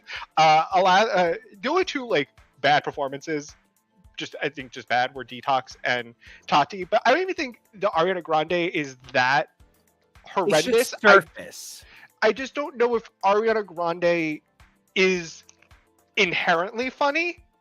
Like, I think Ariana Grande has the capacity to be funny. I just don't think this performance was it. I think it might just take a little, like, instead of the 2 hours of research, maybe the 3 hours of like, okay, what can we do? But the Alaska, truly getting the quotes wrong in front of the person is quite beautiful. And one of the things that Kevo, thank you so much. I was gonna segue to you. So perfect. Yeah, I have no memory of this place, so I'm gonna have to give it a boot until I give it a rewatch. I don't really strongly remember it, so I'm just going to keep things interesting by having this be one of my boots. Well, your boots are made for walking, so let's walk on over to number 3. All Stars 3 is not my favorite All Stars. It's one time I did dabs at a party and it took hours and hours and hours for me to recover.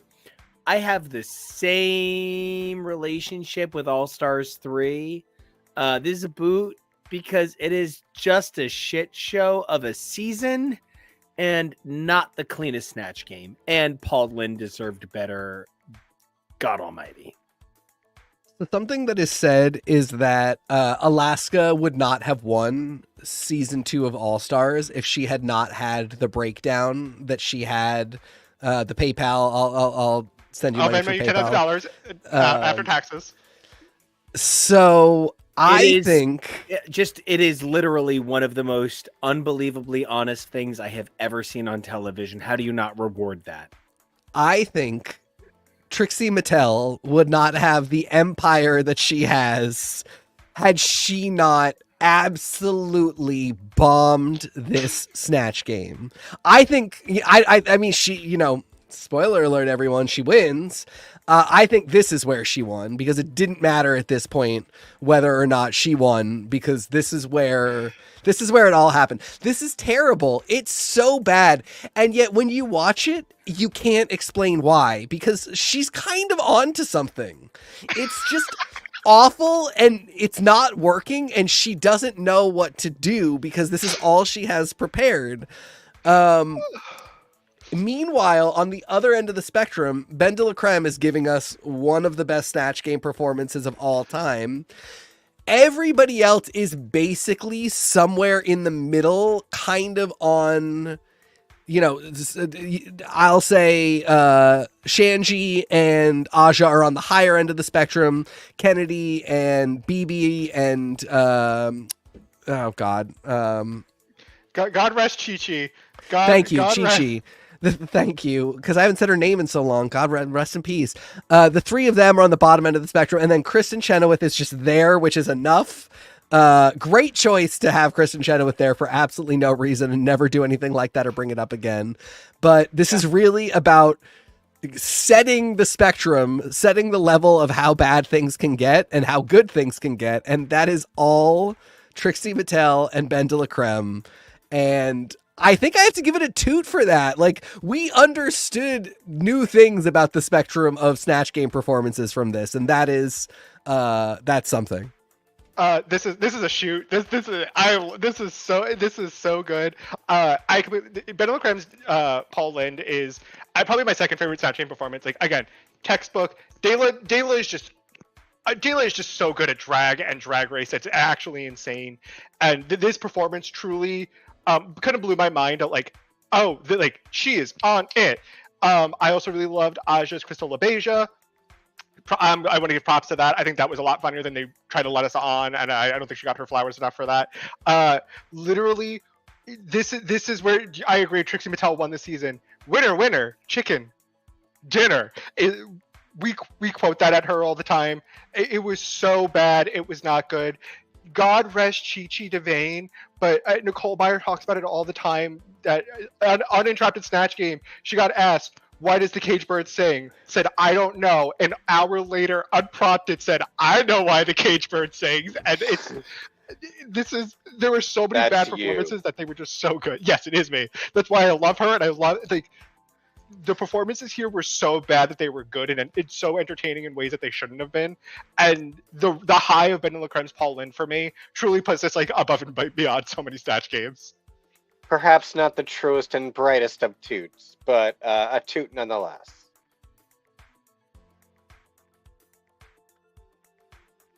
We got 4. And this is where it mixes up the concept a little bit. I just hate the format. Boot on the format. Boot so hard on the format. The performances can be great, but just boot the format.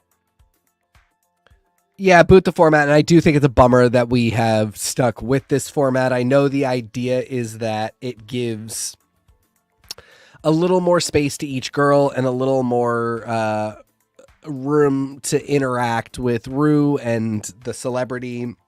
Unfortunately, I think it's not really to everyone's favor. But, you know, I give this half of it a toot. I don't generally respond very well to Monet. Again, that's a me thing, not a her thing. I actually thought this was actually very funny. And I sort of felt like this was one of those moments where by Rue choosing not to laugh or acknowledge it or get into it, it screwed over the performance more than the performance not actually being good. I actually thought between the two, it was Naomi that wasn't really that funny. I thought, you know, she had a couple good Wendy-isms, but it just wasn't really enough for me. Wendy Williams is like too tragic to be funny in like a very serious we should boycott her way. Well, this was before we got there. This was like death to them all. Ooh. Yeah, this was even before that, which is just that's unfortunate because before she started outing people in the early 2000s. Oh, well, that's not tragic. That's just terrible. But like people still. I mean, like the gays love her. So tragedy is how she's like very ill now and can't do the show. I thought Valentina was really funny. Again, Rue didn't get it because she knows a different version of Eartha Kitt than the one that Valentina knows. Valentina was doing Eartha Kitt as Yzma and doing that reference because Valentina skews younger. RuPaul's never watched Emperor's New Groove. She doesn't know this character. Right. She just thinks that Eartha Kitt is a Latina version of Julie Newmar. Yeah, I mean, basically, yes, I think, all around, that is exactly what happened.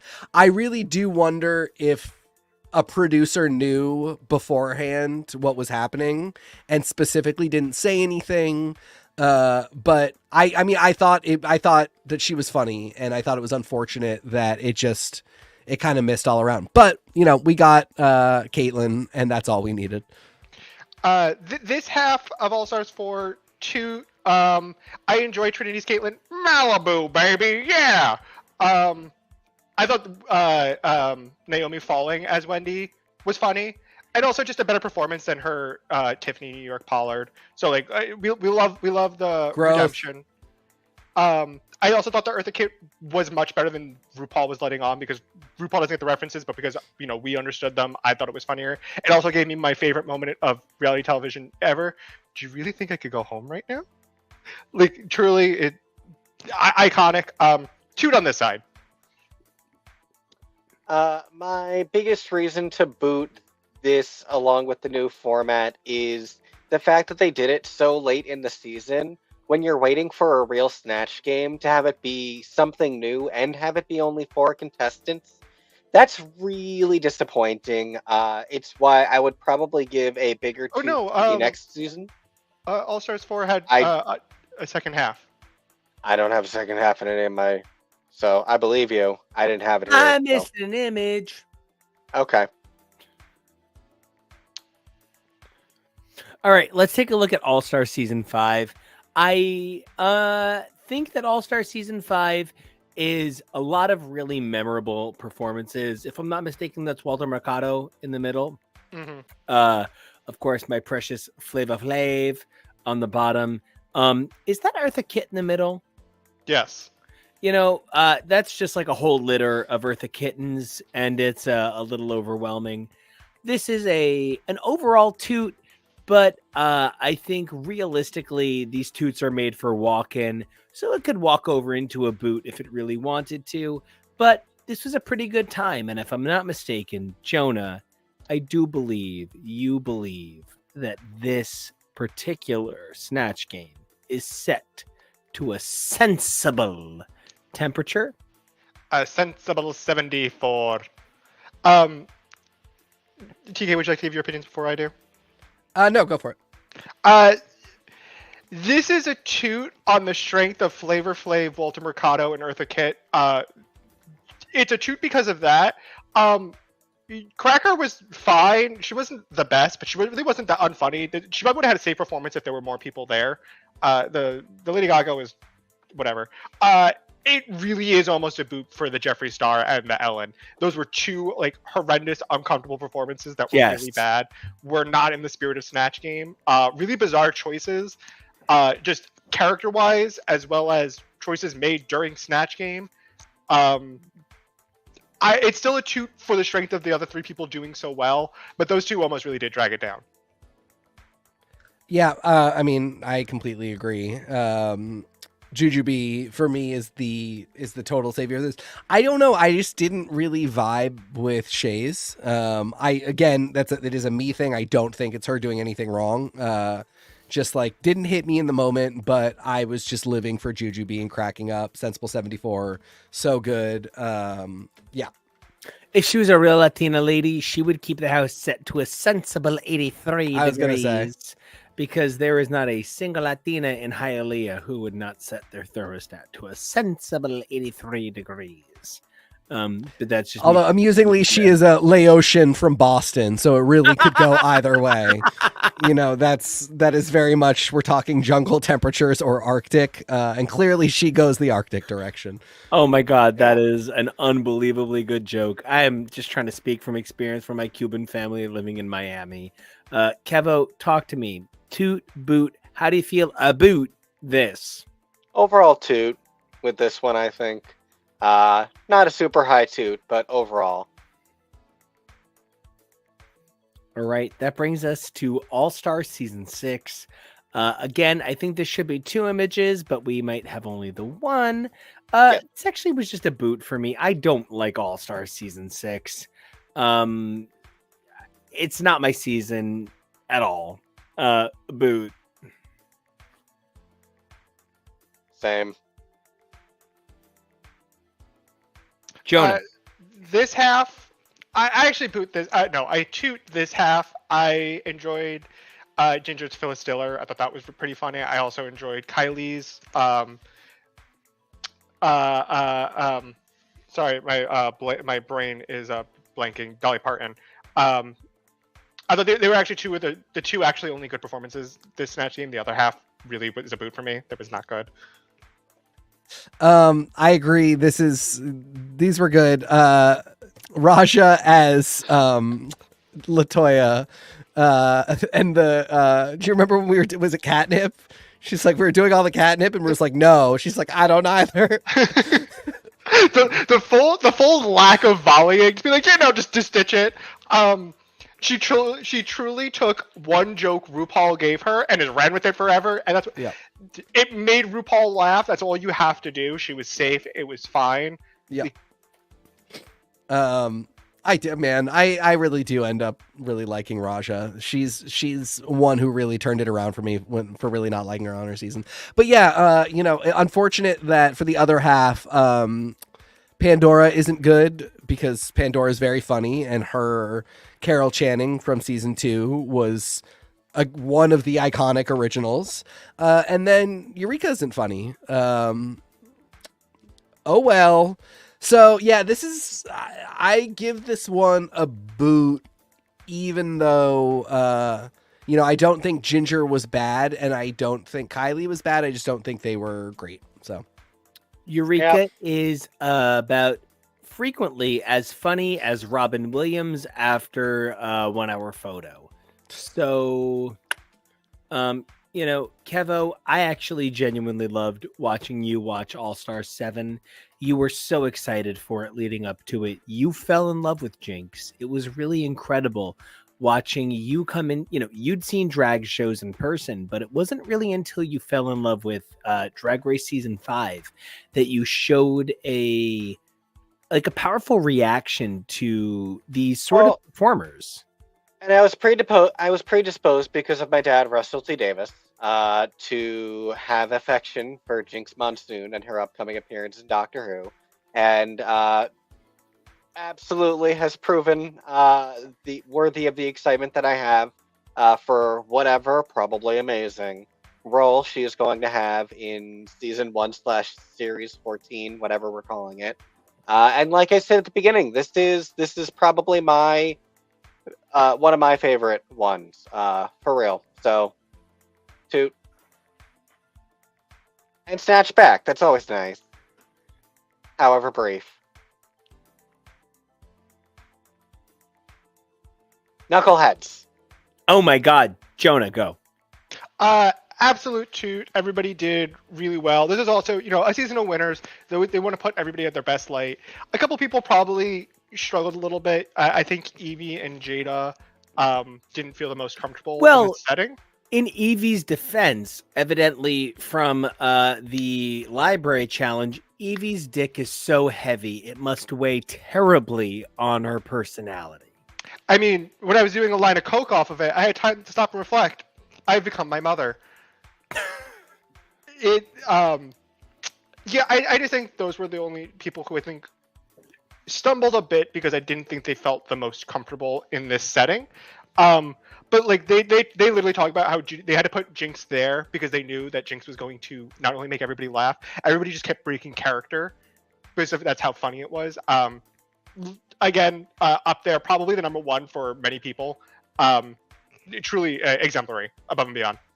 I'm going to give this a toot, but I want to kick it to TK with a specific idea in mind.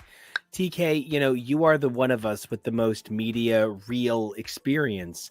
And one of the things that I think about when I look at this incredible cast of queens is each one of these women has had an opportunity to shape these characters in their solo shows and touring them across the country. How would you even imagine to begin producing this level of talent and this level of ability into one segment? I mean, I think this is one where you kind of just have to let everybody do what they're going to do and trust the experts. And also, to kind of let people fail a little bit. Because the people who do great when that is, of course, Jinx. I think Diana Vreeland is a really unsung one. I think Raja did really great here. It's funny because Robbie Turner does this in season 8 and falls flat on her face. And I didn't really know what it's actually Deanna Vreeland sounds like until seeing Raja do it and then going and having to dig up old YouTube clips. But like, she nailed it. And not only did she nail the impersonation part, it turns out, but she figured out how to make it really funny in a character. Totally. I thought I was really surprised. By the way, I toot this. I think this is great. I was really surprised by the Vivian because she chooses Catherine Tate and she chooses one character, and kind of not the one I would have chosen. Who the hell are you? I would have done. I can't be bothered. I would have done Donna Noble. I probably would not have done Donna, but I would have done I Can't Be Bothered, and I would have done have you heard about our John? He's a gay man now. And the game on now. He's the game on now. And then the super prissy mom. We're having gooseberry and cinnamon yogurt. The saga lady, I love her. Yeah. Oh, run for your lives, children. That'd be great. I just think if you're going to do Catherine Tate obviously is very funny, but is always doing a character and is always doing different characters. So I was a little disappointed in the baby. She did a great job of this character, but this isn't a super funny character. And particularly not for Americans. So that was just a bit of a bummer. I was also a little bummed by Shay, and I love Jada so much, but I did not have high expectations for Jada, and she did not exceed them. So everything was fine. Evie was one that I was really excited about because I thought she tanked hers, and I thought this was a much better performance all around. But yeah, I mean, I think the one of the best things about this season was really saying this is the best of the best, so we're just going to let them be that, including not eliminating them. And I think it proved great all around. It proved great with Snatch Game. And yeah, this one is just a total toot. Which leads us to Nico being muted. There you go. Yeah, bud. that leads me to being muted. This has to be a toot. I'm sorry. If you watched this season and you did not lose your mind at Shirley Temple, who could have clearly been the single winner of the whole season. I do not care how many episodes the other queens appeared in. Shirley Temple could have won the whole season if Jimbo's Shirley Temple showed up at the finale. What is Candy here? I think she's a reality. I don't remember the exact character because I wasn't familiar with the person. I don't know. She just seems like she would use the Newark airport to get international flights. It really was a tour de force in talented performers that maybe She's one of the mob wives. I was trying to pull the name, but it's not a name anybody's going to recognize, but she's one of the mob wives. That sounds Newark to me. This was a tour de force in ability, but maybe not the strongest ever, Snatch Game embodiment. I do think that all of these women did a great job, but none of them really made me laugh the way Shirley Temple did. That said, Alexis Michelle, you and I have a lot of things to talk about in the grand scheme of things. It's going to be that like Lucifer 75 sort of situation, but this is number one. This is the worst B. Arthur impression. This is a D. Arthur. This is an F. Arthur. No way! I'm so glad she's wearing the right outfit and says a couple of quotes. The cadence, the performance is just a mess.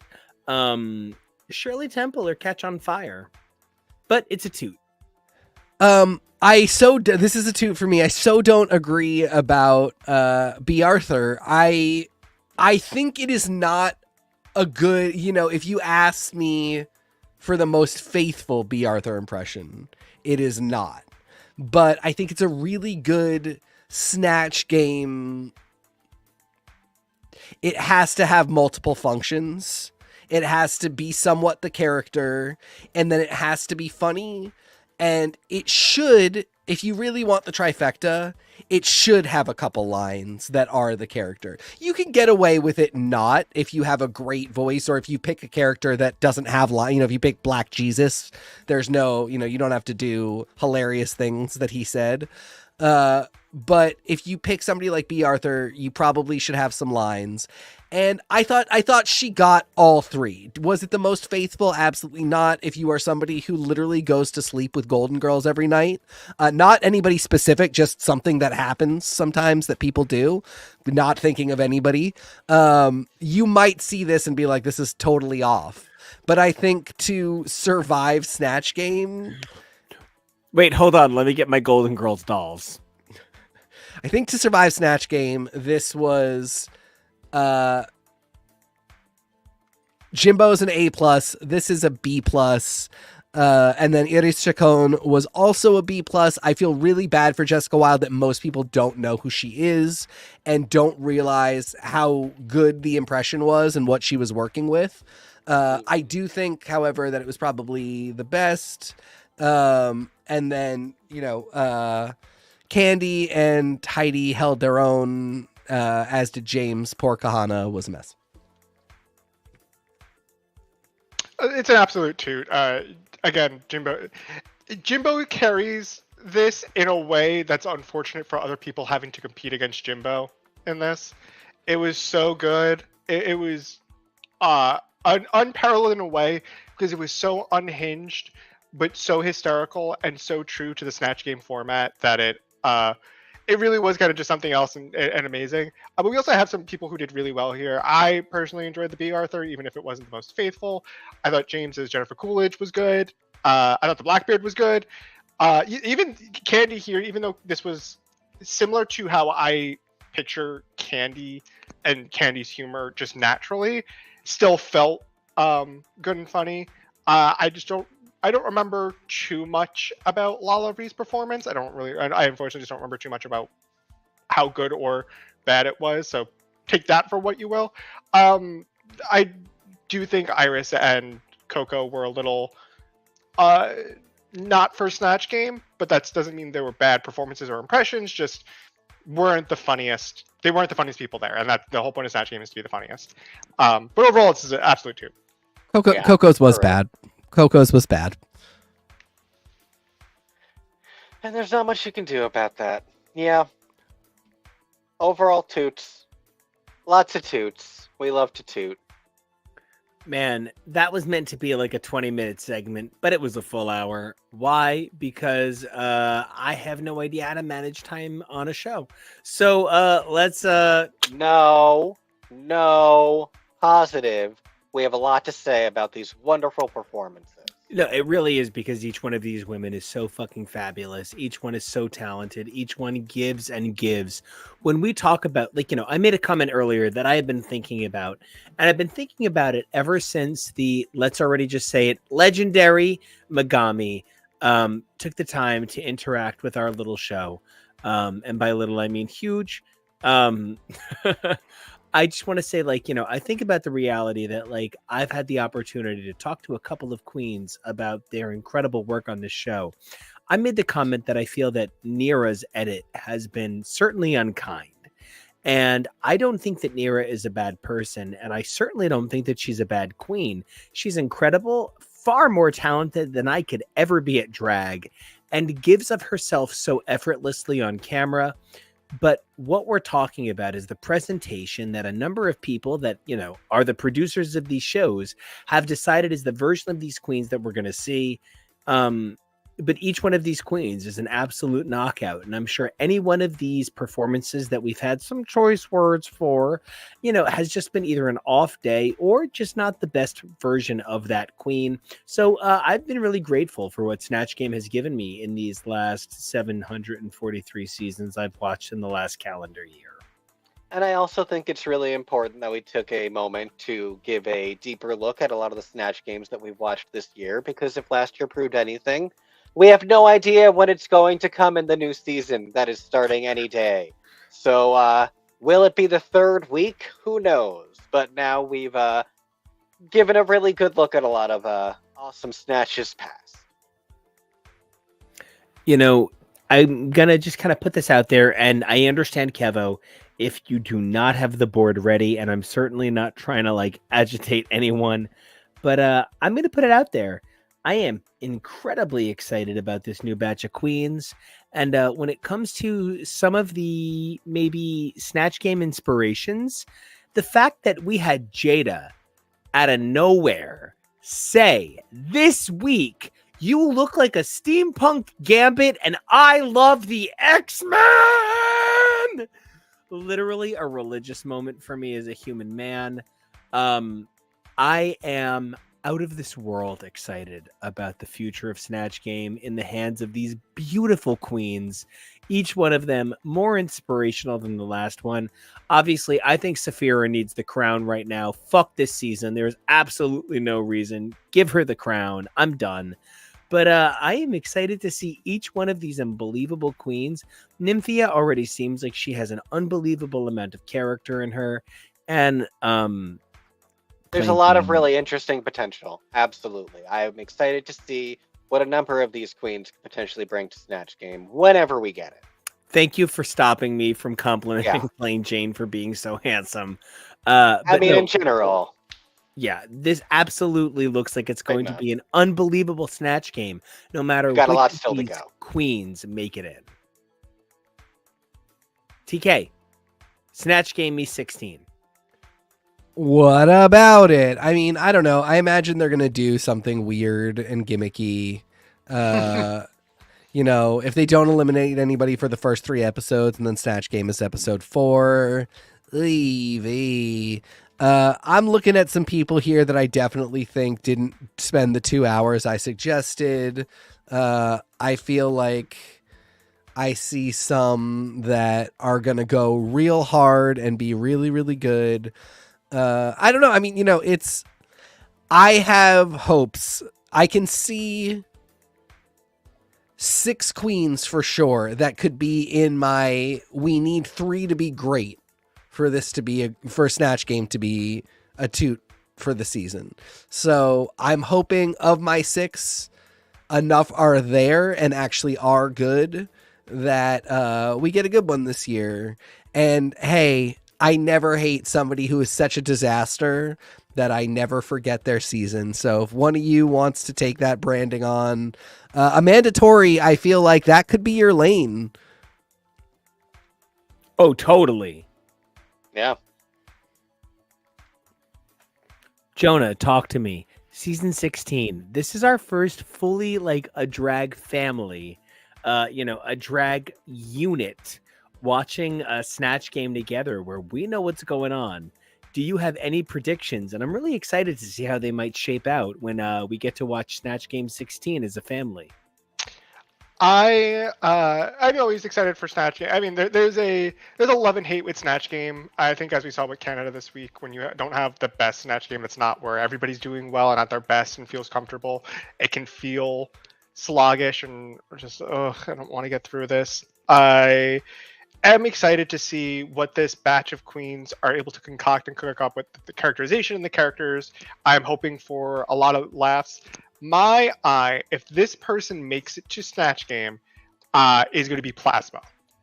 I have my eyes are set on right now. If this person makes the Snatch Game, that's who to predict the winner to be. I'm calling the shot now. All right. Well, Jonah, until you come back to play with us a little bit more, this has been such a rewarding experience. I have so loved. Oh, wait. I'm sorry, Jonah. I have to ask. You've watched a few episodes. Are you here to raid the cage?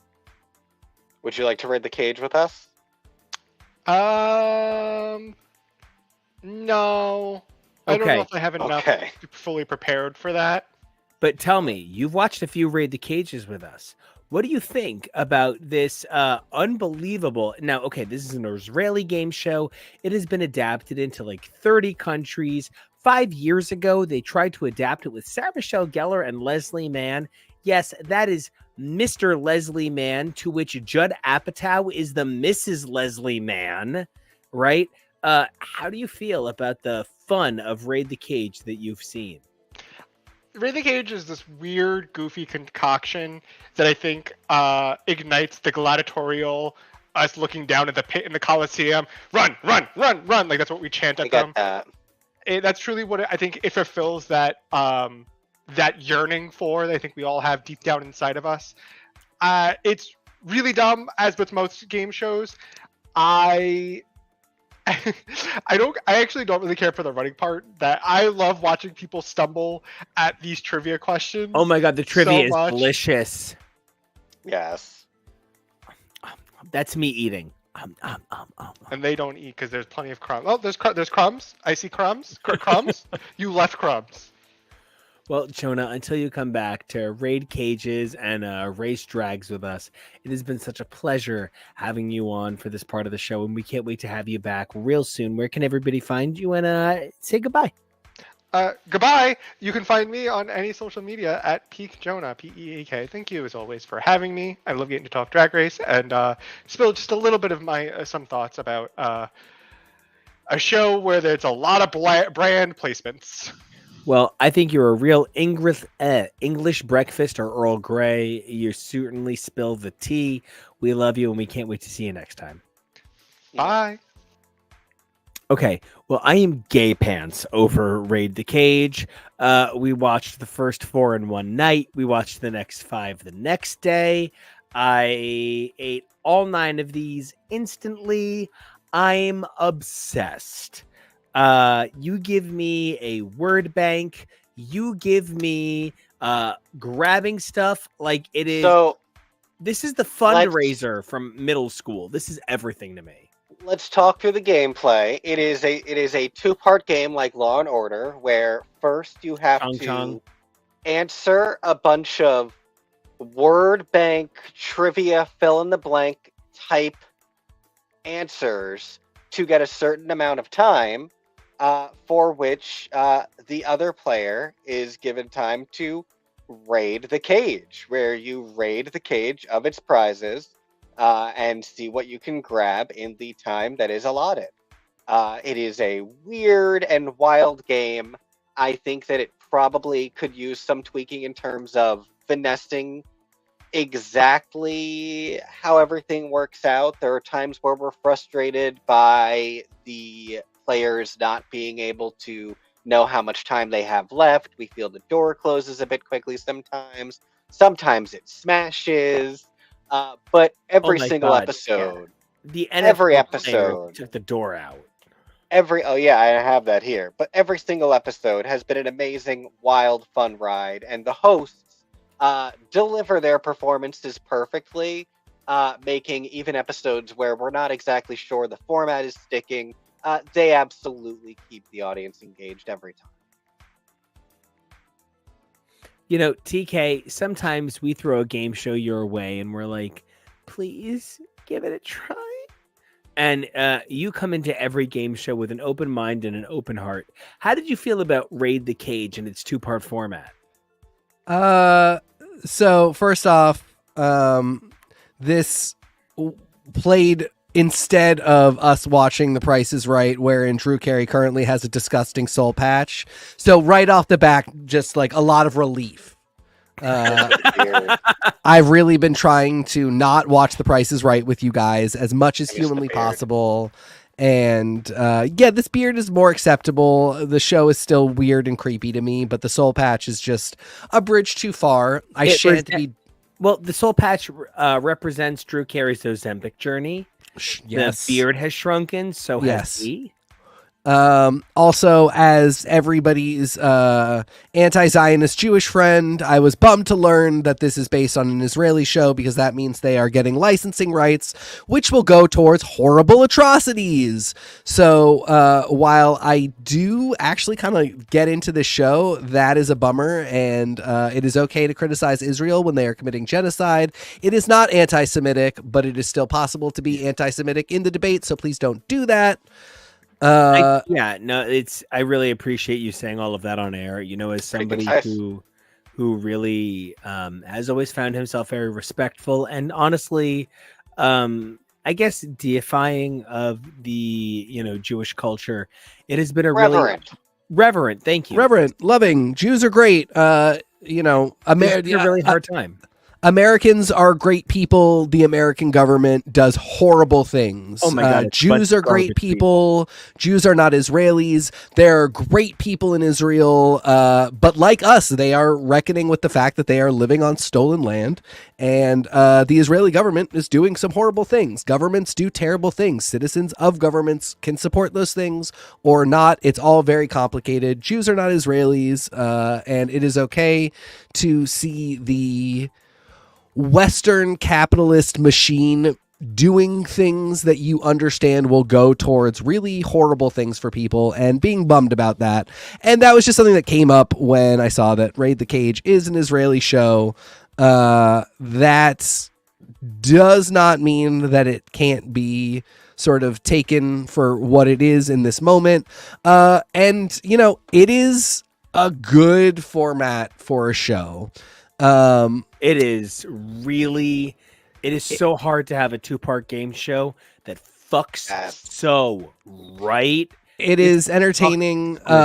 What's wild is, so the word bank trivia thing is, you, the contestant, see all of these words up here, and then, the guy will go, the thing in London where you that's like a Ferris wheel, and you go London Eye, the place where you get the chicken sandwiches, Popeyes, the early 90s James Bond movie, GoldenEye. So it's actually very easy. A lot of these you can get without seeing the word bank. But if you have the word bank, you should basically be able to get there. So it is unfortunate for the contestants and fortunate for you, the viewer at home. You often feel like, well, this is the stupidest person I've ever encountered in my life, because they are just not getting it. And that's funny.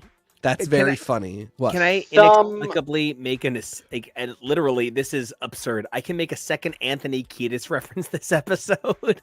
Do it. Had no idea that Californication had fornication in it. because my he was God. so Yeah. excited about the idea of expressing that the whole world had been Californified the way you were talking, TK, just yesterday in our unbelievable Scream episode. This idea that California was this reproducible idea in the 90s. He only thought of Californication as Californication, not Californication.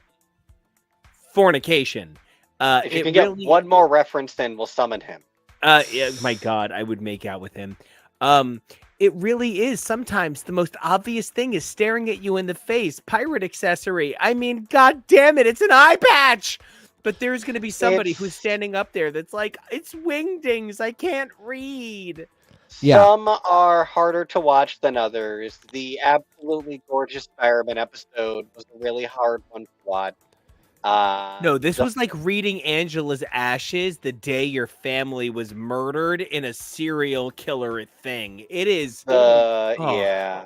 The football player one was hard to watch too, but they're not all terrible.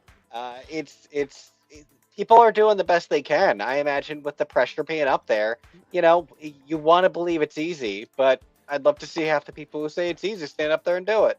It's true. I mean, and I absolutely probably would fall under the pressure, but from home, it's very fun to watch and be like, that's an idiot and I'm a genius.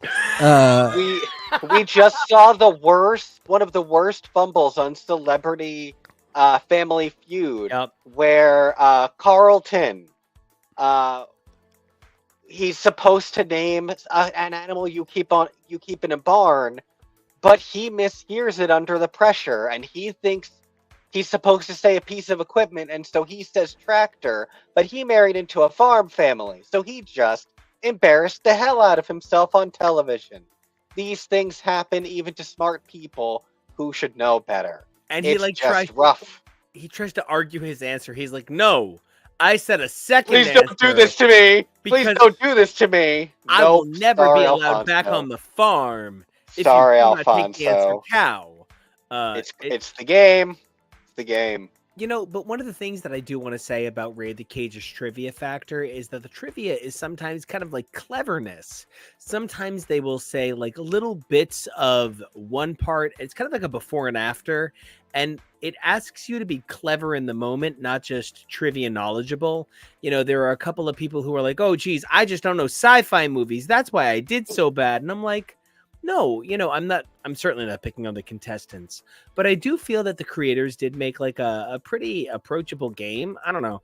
As a guy who sometimes like dings game shows for being inaccessible, this generally feels like a pretty accessible game show. I am in the moment a dummy. Like there are times where the Jessica Simpson chicken of the sea thing is not so much where I'm at, but I get it. Like I get that sometimes you're just dumb for a second. But I will, and game shows are particularly bad. Jeopardy, I miss constant stuff that I know. Yeah, I'm just not accessible. I'm just sometimes I just miss it, and then they say the answer, and I'm like, I knew that. Like that fact is something that I knew, but the way it was presented, it just didn't work for my brain. I would not do well on Jeopardy. I have never. I've watched only 3 of these. I don't think there's a single one I haven't gotten.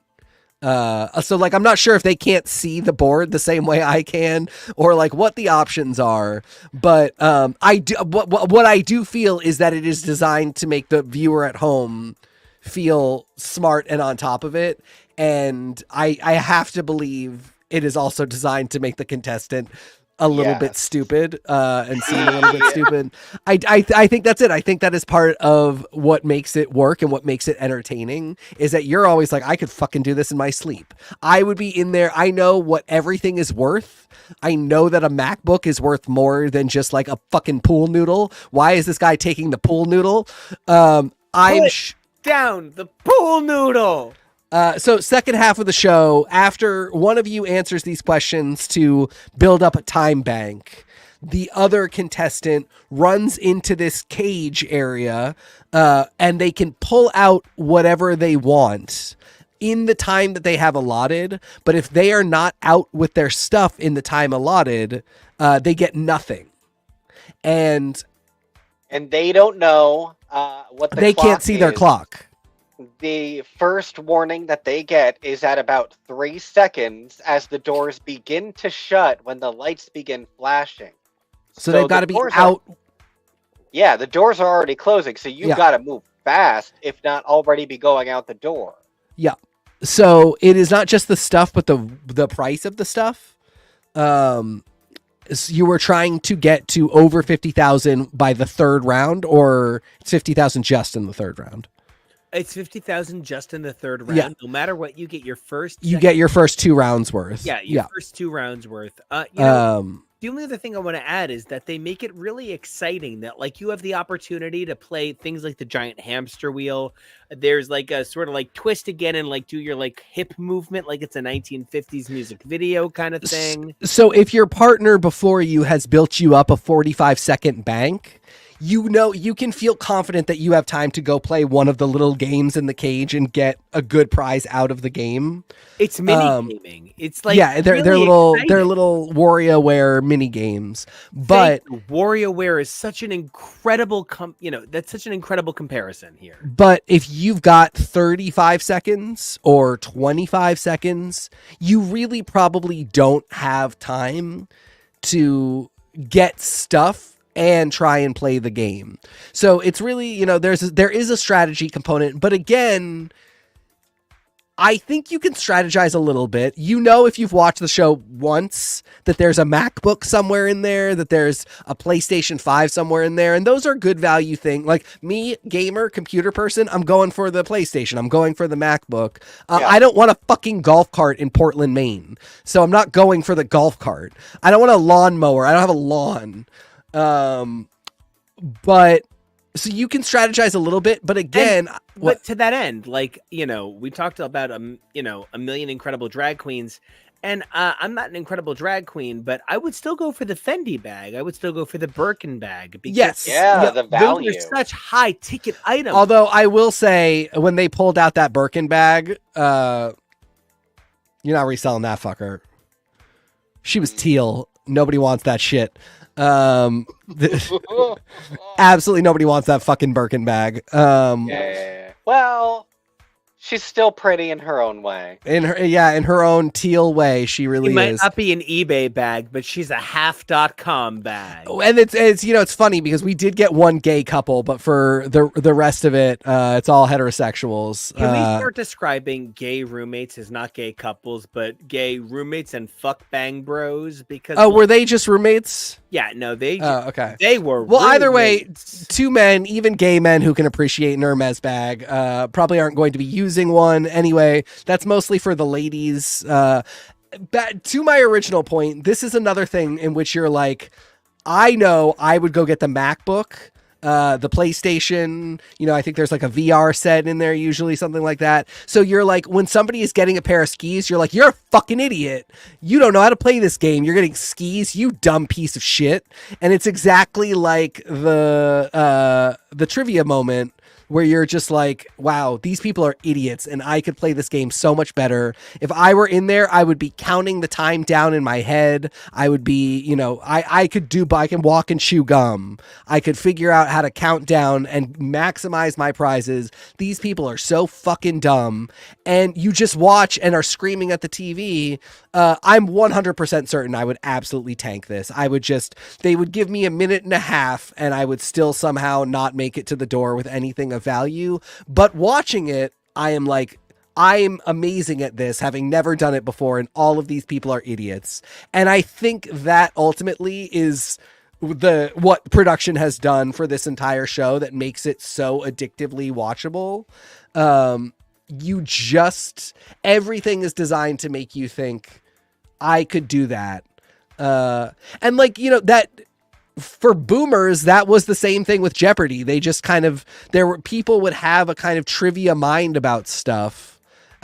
where they were like, well, I know the answers to all those questions. Like, I studied my history and my geography. I could do that.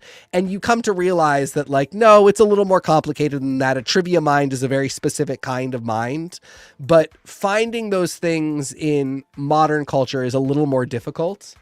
And I'm just very impressed that they figured out a way to come back to that original idea where you're just like, I know I could do this show so well. Yeah, I'm the best at everything. I don't do anything wrong until I actually have to do it, and then question mark. He's also the most handsome guy in podcasting. Truly, in all of Maine. If that were part of Raid the Cage, I would definitely kill it.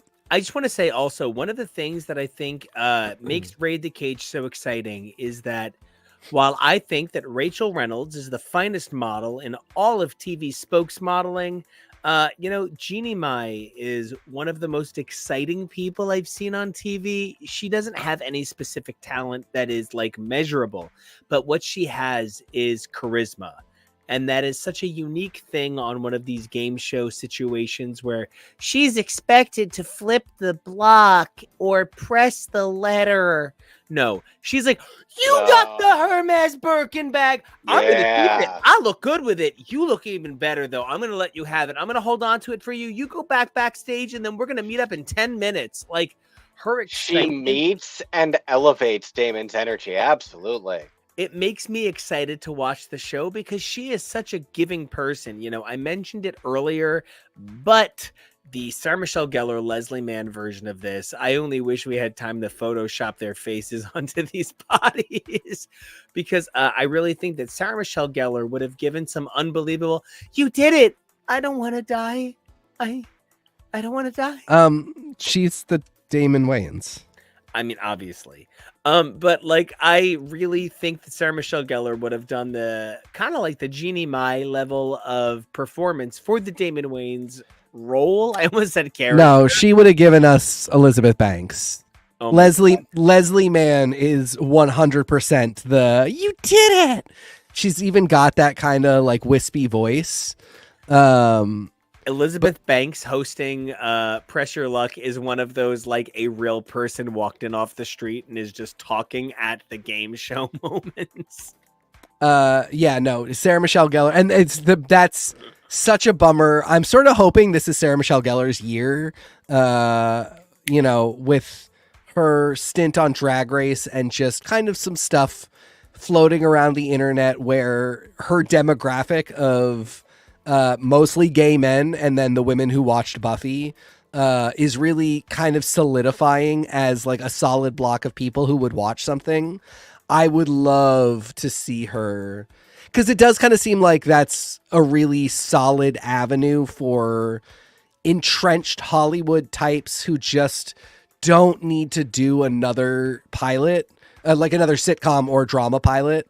You get a good game show, you're set. And when I look at somebody like Elizabeth Banks or Jane Krakowski, again, two blonde gay icons who we all just root for and love to watch, but I don't think we're super invested in like, well, I need to see them as the lead of another, sci-fi fantasy show. I would just love to see her in particular. What? I'm pitching it right now. Sarah, if you're watching, if we're lucky enough, hopefully Freddie passes this along to you because I'm sure Freddie watches. He's so cute. I would love a show called Stuntin' with Sarah. And it's just her kind of being like, hey, everyone, I'm Sarah Michelle Gellar. And we're going to watch some people do some stunts. I did some stunts on a show called The Buffy and in a movie called Scream and another movie called I Know What You Did Last Summer. I would watch her do like a non-scary coaching you through your fears kind of fear factor. Like almost in the style of something like a Raid the Cage, like the low stakes, the low impact of the excitement of seeing her kind of like a Jeannie Mai coach us through. You know what I mean? Total Blackout.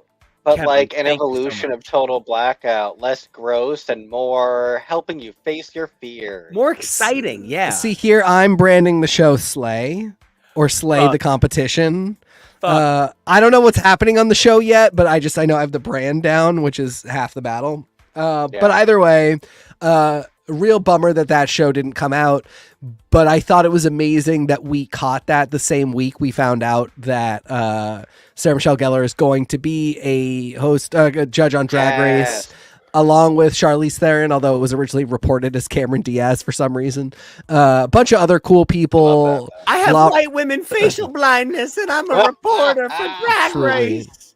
La Roche from Legendary is going to be on there and ought to be super messy. Isaac Mizrahi, who I still don't think is a real person. Cindy Crawford's friend, Isaac Mizrahi. Listen, I watched 6 seasons of Project Runway All-Stars where Isaac Mizrahi was the Skittles in a giant bowl of M&Ms of judging. I am so excited for this. Yeah, I mean, so anyway, point being, I think Sarah Michelle Gellar has a resurgence coming up, and I'd love to see something like this for her. Once she's free of Wolfpack, which hopefully will be any day now. Are they getting another season? Hashtag hopefully Paramount January. It ended in January or February, and there's been no word. So I can't imagine there's a new season coming. I heard there's a bit of a shuffle coming at Paramount, something anyway, so who knows? The controlling interest set her free. Who, owns like a minority stake, but a majority voting is looking to sell to a third party.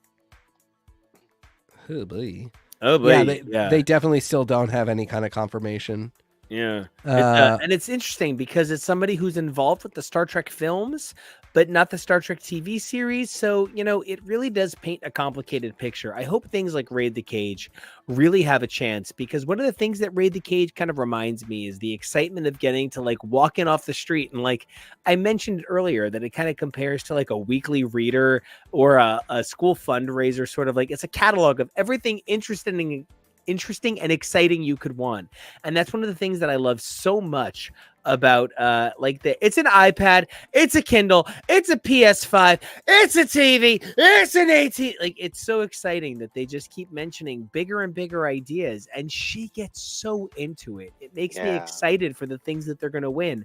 It almost seems like the totals that they mention at the end are, they're secondary to the excitement of the play. She can go first. I don't have anything more. Okay. But yeah, no, same. And I am also really hopeful for this. We're really enjoying it. I would love to see this evolve and become something really cool. Something that we know we don't have to worry about, except we will probably not be talking about for more than a minute or two, because we went way, way, way far over what we thought we would, is Lego Masters, because we know this is already picked up for more. We know it's even picked up for more this week. It's picked up for more Christmas next year, let alone the fact that it's picked up for another regular season. So we went a little way over. So we won't be talking about Lego Masters finale on this episode, but we will be giving you a teaser of the fact that we will be talking about later this week at some point Celebrity Lego Masters Holiday Bricktacular, which we are super stoked to see back for a this year 2-night event with some faces that we find very familiar. We did, in fact, predict that Grandson would be back, and here he is. I love how you keep calling him Grandson. Yep. Because it reminds me of the SNL sketch with Emma Stone watching the porn, where she keeps calling him Godson. Well, Godson. Grandson, super excited to see him. Oh God, Kelly Osbourne? Beardo that's husband. real random. Which? Really excited to see Beardo husband. Really excited to see Nene Leakes, who's really funny. She's been on things like To Tell the Truth. She always has a great sense of humor and brings a lot of energy. And I think Rob Riggle might be one of the most handsome men to ever be on television. Jesus Christ. Well, I mean, you of course now also love her as Coach Roz Washington. So there's that. Absolutely. She is an absolute treasure on Glee. Lego Masters Holiday Bricktacular was such an unexpected, exciting surprise last year. I'm just hoping that it can live up to the expectation of delivered the most high energy Christmas magic. It was about celebrities just hoping to make these people's dreams come true. And this is a group of people who I expect no less from. And I'm just hoping that it's 2 days of excitement from Lego Masters. Yeah, I mean, I basically feel the same way. I think it could be really fun, and Christmas. Kelly Osbourne is pure evil, so we'll see. But That is who's such going a to wide clean your bar for Lego you. bathrooms? That too. I'm also still excited to talk about the finale. This season went to a place. We thought we were taking the same route to the finale that we've taken for the past 3 years. Turns out Not remotely. we took a very weird detour. And I have to tell you, randomly, second to last, well, you guys know, I'm not telling you, I'm telling the audience, randomly second to last episode, we do a clip show, which Nico hated, and I completely understand why, from a cadence I had a psychological breakdown. I needed that finale. This is like I completely understand why. I thought it was a really rude choice to do it this way. Yeah. But I will say, as somebody who came to Lego Masters late and kind of had to watch very piecemeal, it's a really good clip show. Yeah, it was high energy. It was exciting. It was about the love of this show, not and about it's like sort making a of show. it sort of shot them in the foot, because this season has not been the production and editorial's best work. And it was just all around a weird choice, and I understand they wanted to try and buy themselves a week because they were airing Christmas closer to Christmas, and so they didn't want to air the finale and then have an off week.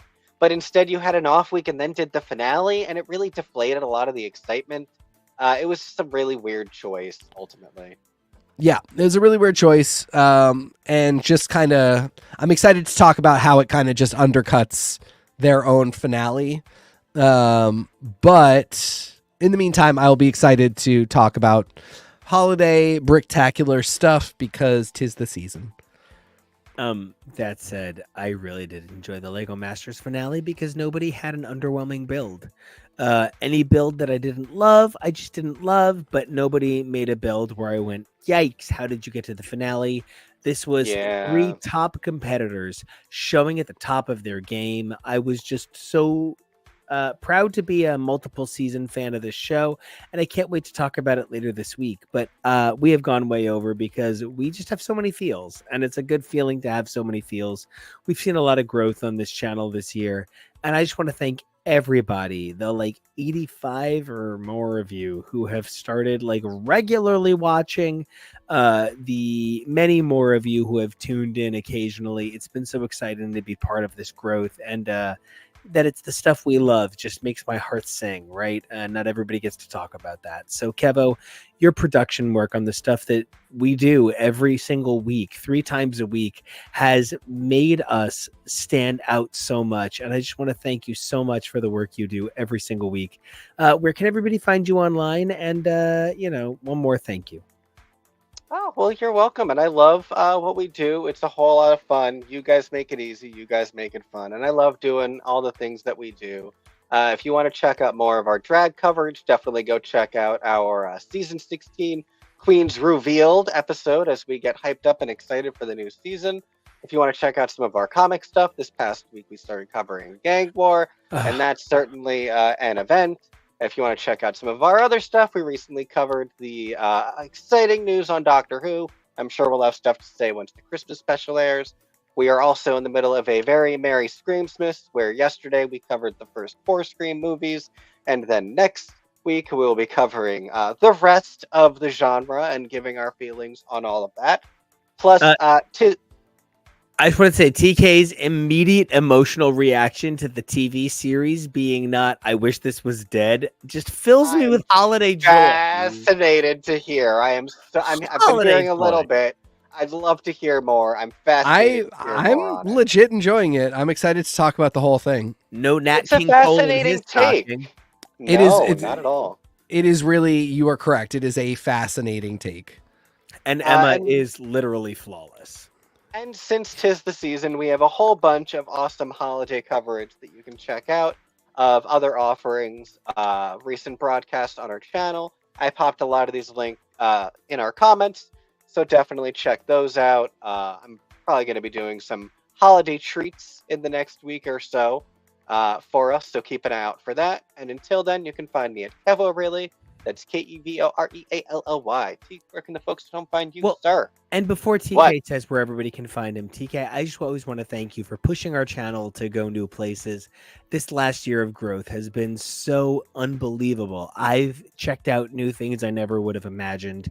I have listened to some of the seasons of Audio Drama podcasts multiple times this year, simply because you said, hey, Magnus Archives is amazing. You should check it out. And it kind of changed my life. And, I am so excited for the future of our channel with you as one of the, three helmsmen, making it so strong. It has been so incredible growing our brand with you. And I just want to thank you for everything you've given us this year. Well, thank you for letting me say things and suggest things and do things. And if you want to say things or suggest things or do things with me, you can find me anywhere at TK Elemental. It's funny, we're not looking at each other because we're in completely different places. No, but we're looking right at each other. You know what I mean? I'm looking at this really poorly painted piece of wall in my house. I bought the Mondo X-Men Krakoa record cover, and I have it mounted on the wall. So there's a giant X on the wall. You have an X, yeah. Where PK is, because he is Cable. I love this show. This means everything to me. I feel more alive this 3 times a week on air than I do most of the time in person with people.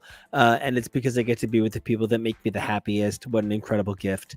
And if you want to follow me and if you want to find out more about me, you can check me out at Nico Action. It's NICOACTION. And until... Oh, if you want to check out my music... Yeah, definitely check me out on SoundCloud. I've been sharing a lot of my music there, though this guy down here has been making the incredible YouTube mixes that have appeared featuring my music. I'm really excited. There's going to be some new ones coming your way, so definitely keep an eye on our channel leading up to the holidays. But I want to get off this broadcast so everybody can catch their breath. Hands in. Anyone? Yeah, you got it. This is awesome. Hey, we'll get it. We'll get it. Right. Okay. But until next time, we got 3 things you got to do. Number 1, you got to stay snowy safe. You got to be holiday brave, and Happy New Year, evolve daily. You got it. And we will see you guys next time. Thank you so much for tuning in, and we can't wait to see you guys next episode.